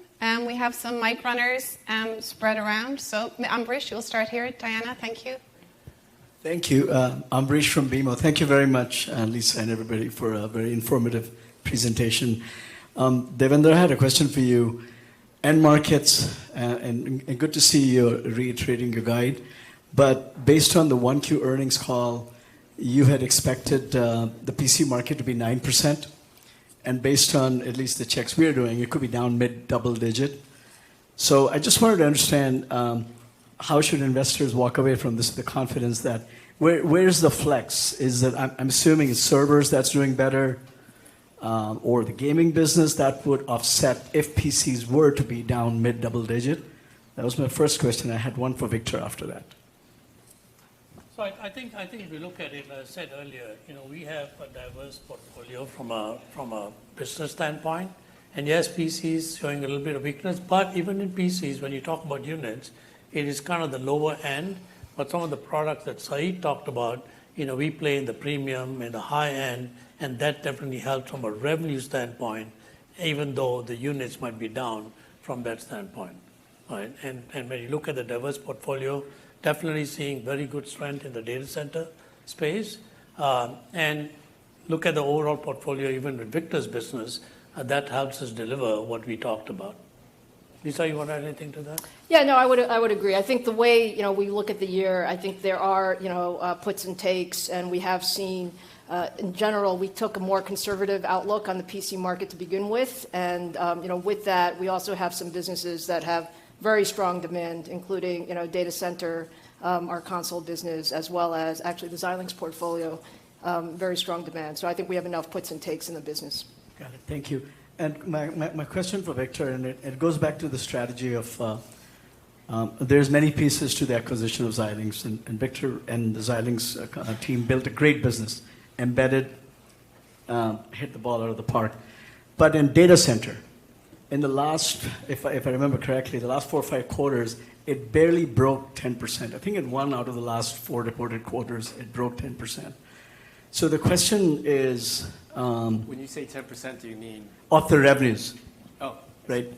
10% of total revs, because that was a big growth driver when you laid out the strategy when you became CEO. So the question is, Victor, and for you, Lisa, what was missing that you were not able to get to the potential that you had laid out to investors? Was it just a matter of not having a bigger company with a much broader portfolio, or was it something in the approach that you were taking that was not able to lead to success? And then also a follow-up, Lisa, what confidence do you have that you're going to build that up? Thank you. Okay. Yeah, so first of all, it's kind of part of it, because I was asking what do you mean 10%, because from a year-on-year growth perspective, the data center business has been growing much more strongly. Part of the issue is that some of our other business also grew really, really strongly. So, in terms of it starting to outstrip things, it's kind of a relative thing. It's actually is performing quite well. I guess there are 2 other things now. It seems like ancient history, because I don't know about you, but time seems to have warped, being sequestered for a couple of years. But, we did have some strength in Asia that we kind of, got dampened because of some of the environment. The only thing else I would say is that, look, we're in it for the long haul. You heard me talk about this. We've got some really good engagements, and they're going on, but some of these things are taking a while longer to deploy because it really is still very, leading edge kind of capability. And, one of the things I guess we learned is that some of that takes a little bit longer. But, really, as I mentioned, we're having a lot of traction in different kinds of like video analytics and genomics and a lot of areas, and the NIC area is definitely going to be expanding. So. Yeah, maybe I'll just add to that. I think the key point is the right technology elements are absolutely there. In general, data center takes time. I remember many people saying, "Hey, why is EPYC taking as long as it's taking?" It takes time. You need a few generations. What we've really seen, though, is as we've come together, it's only been 4 months. as we've come together as a company. Our customers love the combination. I mean, that's what we're hearing. I can't tell you. I mean, Victor and I have done a number of customer calls, Forrest and Mark and I. And customers love the combination because now they have a much broader IP portfolio. So we have actually made some adjustments in terms of the investments that perhaps Victor would have made as a standalone company versus what we'll make as a combined company. And we're doubling down on the places where we know that customers want us to. So I'm very confident that what I would say is I'm much more excited today than I was even when we first announced the acquisition because it really hunts. We're not trying to sell to customers the value proposition. Customers are telling us, do you know how strong this value proposition is? So very exciting. Great. I'd ask ourselves to limit ourselves to one question. I know there's many in the room, but there's a lot of people in the room. Teresa, we'll go to Ross here in the back row. Thank you. Thanks, Ross Seymour from Deutsche Bank. Lisa, one for you.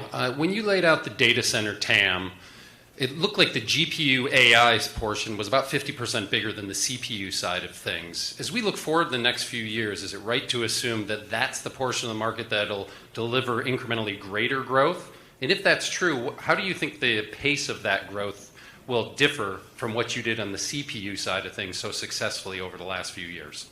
Yeah, Ross, I think that's true if you look at just the sheer numbers. I think, let me start with, the CPU side of the business is going to see tremendous growth.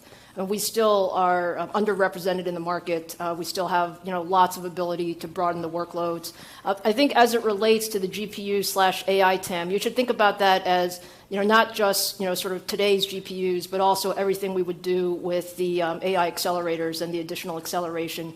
It will grow faster, but it's going to grow off of a much smaller base. And so if you actually look at how it contributes to this long-term model, it's certainly a contributor, but I wouldn't say it's the largest contributor, of that. And I think from a rate and pace standpoint, it'll take some time, for it to fully, come out. And that's what we put into the model. Great. Here in the front row, Diana, Stacy. Next. Yeah. Thank you. Thank you. Stacy Rasgon at Bernstein. I had a question for Devinder. Devinder, you talked about targeting 25% or more free cash flow margins. It sounds like to me, though, in 21, without the supply investments that you were already there, you would have been 25 or 26%. And Xilinx is additive, and your margins are going up in this model. Why is 25% the number that we should be thinking about? Why shouldn't it be a lot higher than that? Yeah, so if you look at, the long-term model is over the next 4 years. I think I might have said it, but there is additional investments we are making that also have impact on the free cash flow over the next 2 or 3 years. We did about $1 billion in 2021, and we have another $5+ billion that we are making for the longer-term growth and the capacity commitments, and that has a modeling impact also in 22, 23, and 24. Yeah, Stacy, the way to think about it is given the size and scale of our business, we are making long-term, capacity reservation agreements that will play out over, through 25 plus. And I guess just with the 40% free cash flow return, does that all come back in buybacks? Or, you've got tons of cash now. Any thoughts on a dividend? How do we think about how that cash might actually come back? Yeah, I think the free cash flow, doesn't get affected by the share buybacks. But from a viewpoint of what I said, we are allocating greater than 40% of what we generate to shareholder returns. Dividends, right now, we're very focused on share repurchases, and that's really the initial priority. We've done some of the last year, about $3.7 billion through the end of Q1, and you will see us continue to focus and return that, especially when we did the Xilinx acquisition, it was all shares. So that's an initial focus right now. Thank you. Great. Here, Vivek. Thank you, Teresa. Thank you. Vivek Arya from Bank of America Securities. Thank you, Lisa and the team, for the presentations. Lisa, my question is about, just mixing up the portfolio, because if I look at the last few years, a lot of the growth has definitely come from just unit share gains, but a bigger part has actually come from your mixing up the portfolio to much higher ASPs. But when I now look at comparative ASPs between you and your large competitors, they have kind of closed that gap. So my question is, where are you? Is there further opportunity in raising and mixing up the portfolio? And if you would indulge me, just giving us your views about, is ARM a potential threat in the data center longer term? Yeah, so in terms of the product mix, Vivek, I think you're right. We've been focused on both, just pure unit share gain, but more importantly, getting value for our products. So we have mixed up nicely. I think, in servers, certainly, we've done very, very well there. We'll continue to ensure that we're not selling on price, we're selling on value and total cost of ownership to the we are offering more, though, in each generation, right? If you think about the roadmap of offering more cores, more capability, we do expect some, ASP goodness out of that. And then on the PC and graphics market, same thing. I think we have closed some of the gap, but we still have an opportunity to continue to mix up in those premium segments. So it is a smaller factor than it was the last few years, but I think it's still a factor as we put together the product portfolio. And then as for ARM, the way I would say it is, I think ARM is actually more a partner than anything else. I look at it as, let's not talk about, do you prefer ARM or x86? I think it's having the right solution for the right workload. And, in some of our businesses, like certainly in the Xilinx business with all of the adaptive SoCs, they're using ARM, and we're going to continue to do that with Pensando on the DPU side as well. On the overall choice, I think we're going to leave it with the customer. And so with the customer, as we think about our standard products versus our custom products, we're going to continue to try to bring the highest performance capability for both ecosystems.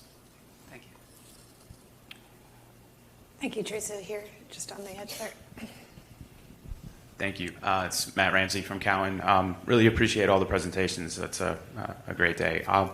I have, I guess, a two-part question on the diversity of the business. I think that's what struck me the most today is you guys are a company now that you really had to innovate and take market share from a big market leader, and you did that through innovation. But now it's a breadth of markets, which heterogeneous compute and diversity of markets. So I guess my first question is on the software side. Lisa, could you walk me through how you're organizing the software group?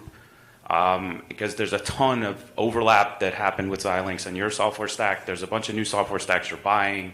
All these new end markets require a ton of diversity in software. So I'm really interested in how that's organized and what investments are being made there. And the second part is just maybe this is for Dan or Forrest. I've been tracking for a while the potential for third-party chiplets to come into the data center business. How quickly does that happen? Is it a big deal? How important is that? Thank you. Yeah, absolutely. Maybe I'll start on the software question and see if anybody else wants to add. So we have software assets all over the company. And by the way, that's the way it should be, because we want the software very close to the end market. As it relates in particular to the AI software, we have I've asked Victor to lead the overall pervasive AI effort for the company. And so he's bringing together all the key leadership to agree on the architecture. So if you looked at the architectural pictures that Victor showed, that is 100% everybody who's working on AI software at AMD is agreeing on that picture. And then we're executing that, in stages, as we go forward. So, we're going to see a lot more software in the company, but I think we're very clear that the key architectural decisions need to be made up front, and then the execution, goes along the way. I don't know if you want to add to that. Yeah, the other thing I would add to that is, we're also taking best of breed, right? So there are things that are coming from the Vitis and some of the models and things that we've got there. We're leveraging it elsewhere, and we're doing the same thing in terms of all the learning from, ROCm and some of the other things. So, I think the team's been working remarkably well together. I mean, we meet very, very frequently, both at the executive level and more importantly, at the working level. And we're working very aligned way with the customers, right? And I think, we got great customers. We're learning all the time from our customers as well as from each other. And Dan, Forrest? I think with respect to the second question, Matt, around chiplets and when are we going to see third-party chiplets integrated into our products. Look, I think the whole industry has come to the realization that really Mark came to a decade ago, that chiplets are going to be a foundational element of building any complex system going forward. We've got a lot of experience doing that. admittedly, it's all with Infinity architecture. So all of our learning so far has been, based on that foundational architecture that we put together. We can do things with customers and third-party IP today to fit into that infrastructure, and we have very active discussions and engagements on that basis today.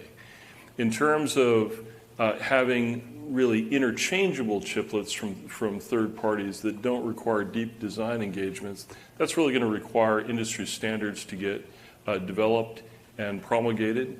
That's something that we're working on as well. And so there's a number of companies working on that. There's one principal standards body. I think realistically, for the standards to really be codified, sort of the second generation is probably what it's going to take to really have interchangeability. You're probably looking at the tail end of this window that we're looking at. So the 2025 window is probably the earliest that we'll really see that. And I don't know if Mark, you want to add anything to that? That's exactly right. I think the industry's coming together well around UCIe. I think it will emerge as a standard. As Forrest said, it'll be 2.0, and it's a trickier interface because it is the logical protocols, but you have to actually define right down into the details of the physical interface. And I think the teams across the industry are working well on it. And Forrest, I agree with your timeline. Great. Diana here. Thank you, Chris Casso from Raymond James. Just a clarification on the roadmap that you provided. And the move from Milan to Genoa is generally a 7 to a 5 nanometer product. On the roadmap that you showed for Turin, it talked about both 4 and 3. So if you can clarify that, is it correct to interpret that some of the Turin products would be a half node improvement instead of a full node improvement? If that's the case, if you could clarify that. And if you could confirm that indeed we'd see 3 nanometer Turin products in 2024. Yeah, so I think what you will see from us, and you'll see from everybody, is looking forward in this age of chiplets. You're going to see a diversity of nodes in pretty much every generation. And so I wouldn't overread into that. Let me just leave it as you will see many different types of chiplets and a diversity of nodes in most products going forward. Yeah. But we should say you should expect to see 4 and 3 nanometer versions of Zen 5, and you'll see them in 2024. And that means that within the chiplets, we would see some chiplets at 4, some in 3, different nodes, and I guess that's the whole point of using that strategy. That's right. Right. Thank you. Diana, Mark here. Oh, Suresh, thank you. Great. Thanks for the great presentations today, and congratulations on the great turnaround you've executed over the last 8 years. It really has been remarkable and a lot of fun to watch. A question for you, Lisa. Are you of the view, I want to pick up on a comment you made about, I believe you said something like prepaying for capacity. Are you of the view that the tight supply chain phenomenon that we've seen over the last several years is a cyclical or secular phenomenon? And and to the extent that it's the latter, what have you done, or what's your operation strategy to manage that going forward? Have you had to overhaul your supply side strategy, or is it just merely a matter of prepaying for a little capacity here or there? Yeah, Mark, thanks for the question. I think it's actually several things. Supply chain is now considered a competitive advantage if you get it right.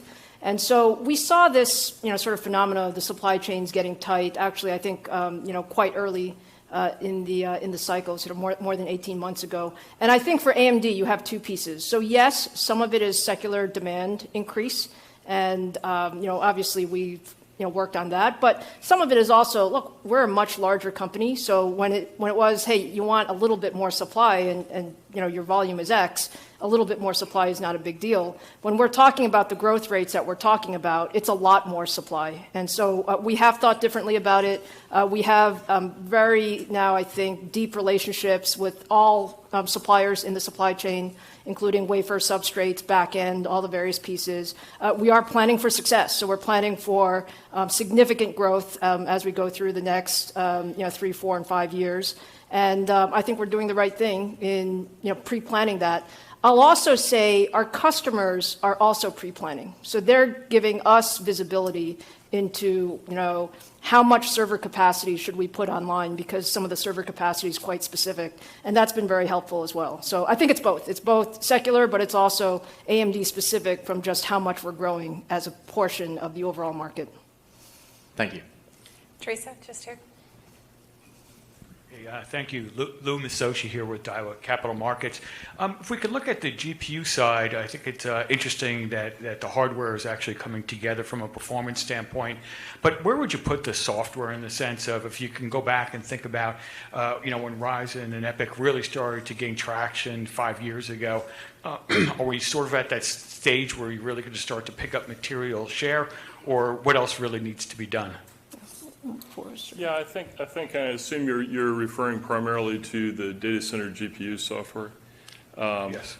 I think the way to think about it is David talked about the evolution of that software stack, the ROCm software stack, and we have been working on it since about 2018. So you can think about we're about in the 4.5 years into that journey, with ROCm 4 really being a complete production-ready software stack for the most advanced HPC applications, and ROCm 5 really being a production-ready stack supporting the full gamut of the most common or the most popular AI stacks. And so from that regard, and ROCm 5 we just introduced, and so from that regard, I would say we've got the complete software stack right now. We've got great silicon, and we're starting to get the deeper engagements, certainly on the AI side, and we've already secured those on the HPC. So I would think about it in that way. I don't know if, David, you want to add anything to that? David's over there. Dave, sorry. I think you said it well. Obviously, we'll continue working with our customers and partners to optimize performance as we kind of going from a narrower workloads to a much broader workloads. As Microsoft bring our solutions to the general cloud, more application will get to run on the MI200. Obviously, we're going to continue, just like gaming side, we'll continue releasing updates with performance optimization, so we can provide the best solution with a much broader workloads. Okay, good luck. Thank you. Great. Diana, Joe here in the front row. Thanks.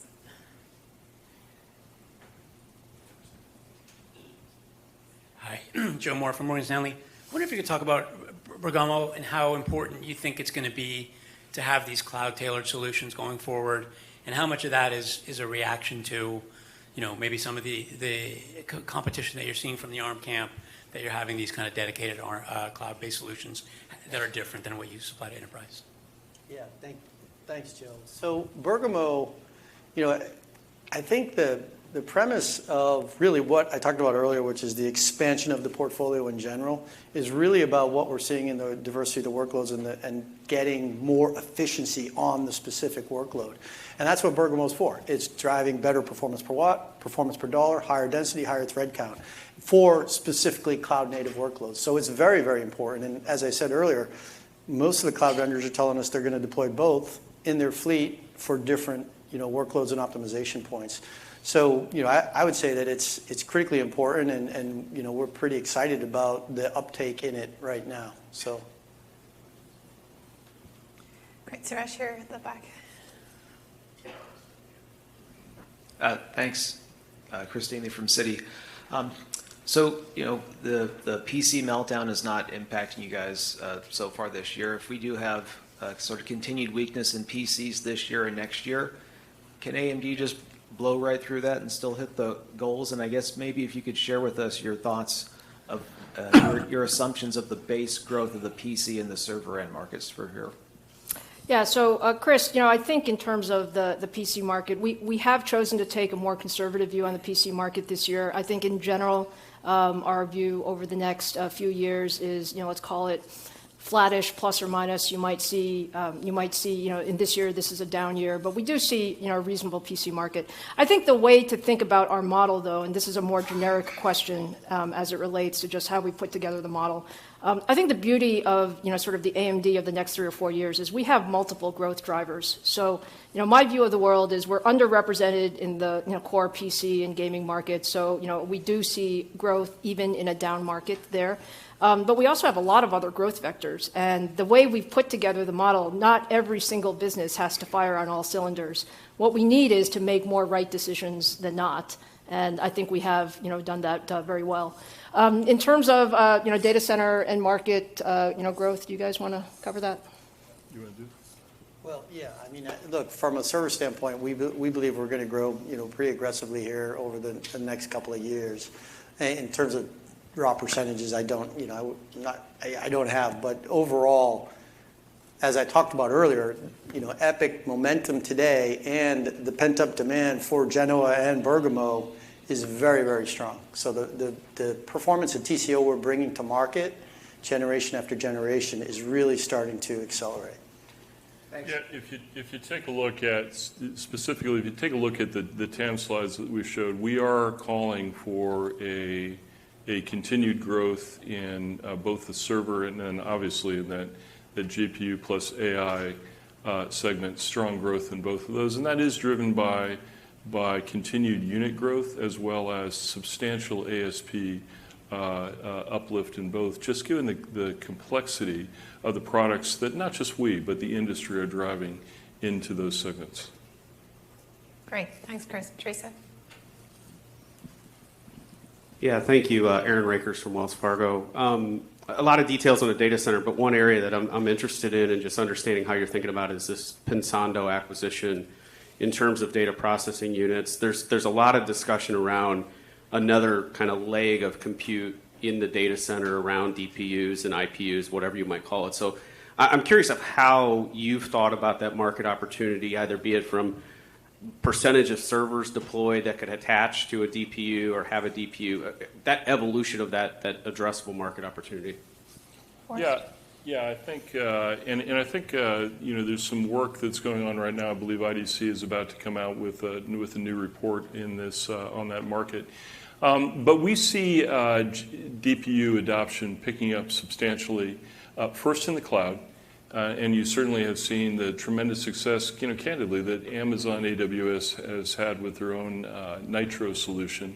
That's really, fired the imagination and the economic analysis of their competitors. And so we see the advantage that the DPU brings to the cloud market is substantial, and we think there's going to be a rapid pickup and pretty high penetration over the next couple of years on the cloud side.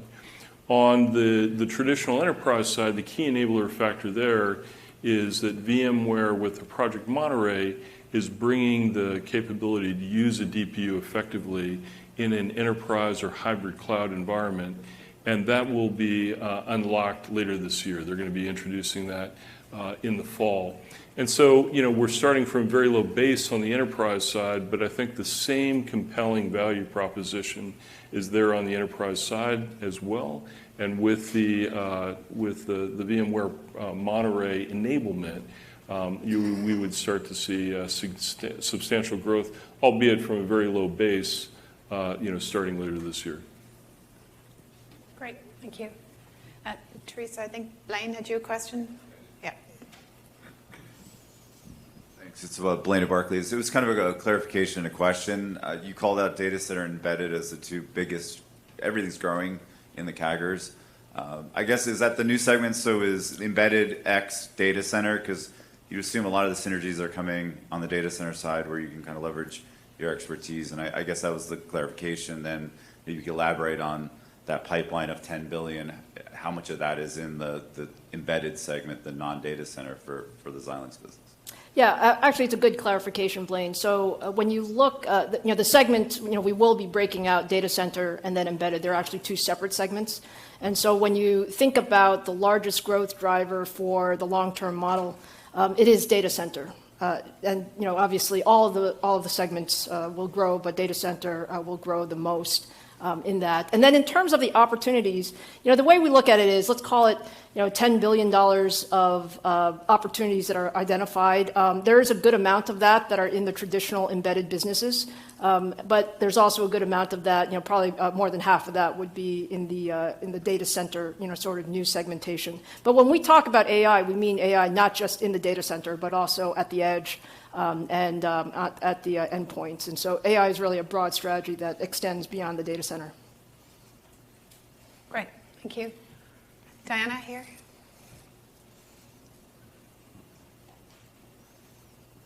Thank you.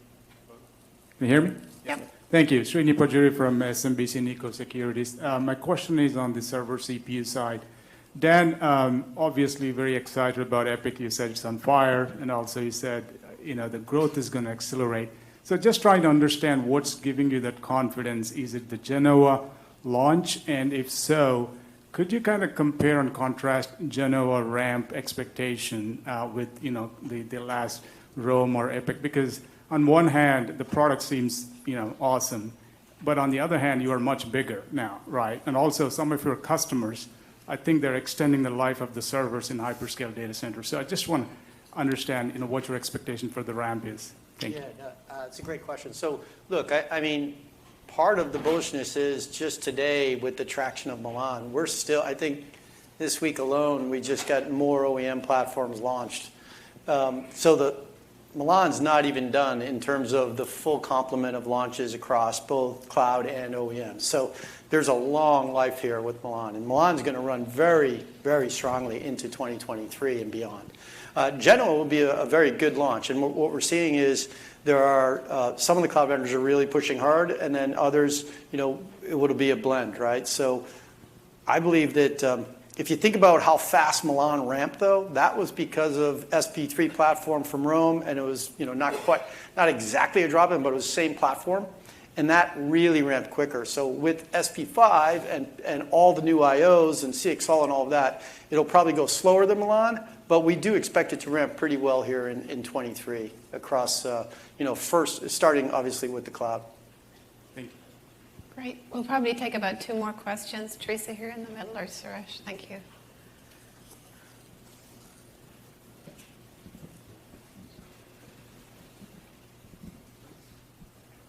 Hi, Matt Bryson with Wedbush.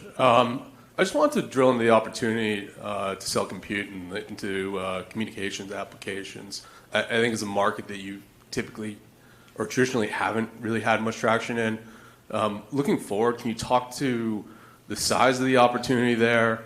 And then when we think about AMD ramping to that, whether it's with Sienna or another product, I think Lisa's been talking about how it really took a couple generations to gain traction.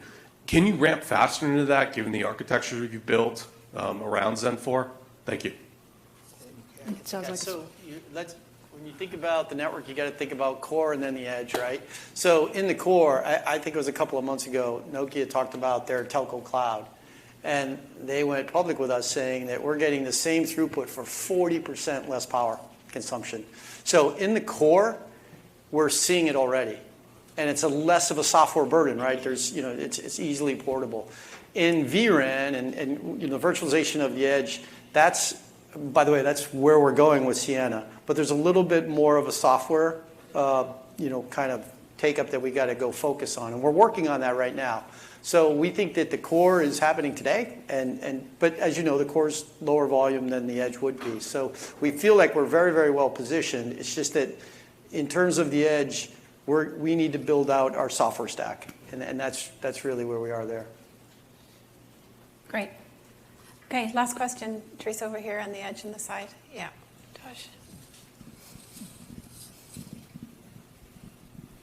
Thank you. It's Toshiya Hari from Goldman Sachs. I had sort of a big picture philosophical question on OpEx.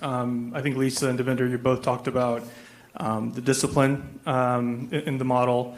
Obviously, from a scale standpoint, you've narrowed sort of the gap between yourselves and your two main competitors. I think back in the day, you'd get the question, you're small, how do you compete? So that's less of an issue. But at the same time, when we sort of compare and contrast how they're spending OpEx versus what you spoke to, it seems like you're being a little more disciplined or conservative.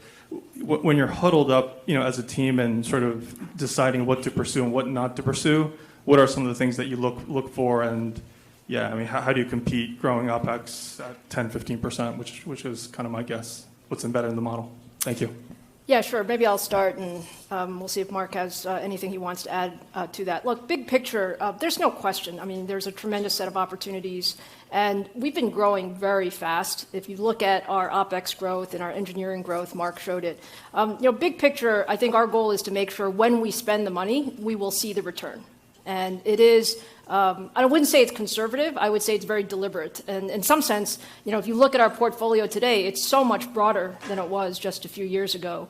We're very focused on ensuring that when we enter a market, we see, clear execution path and clear customer, path. That being the case, when you're talking about the numbers that we're talking about, we are adding lots and lots of engineers, and we feel, very good about the growth there. I don't know, Mark, if you want to add. Yeah, the thing I'll add is the skill piece is obvious, and you heard that in my comment, and we're really pleased with the growth we've had and continue to grow. But there's two other segments that I'd ask you to think about. One is the IP. So we're growing the IP not just inorganically through the acquisition, but we've been investing in key IP internally, some of which we previously outsourced and we're taking in to be able to drive a higher performance. Some of it that we brought together in synergy planning, integration with Xilinx, that we've been able to really tighten and actually add funding to that IP portfolio.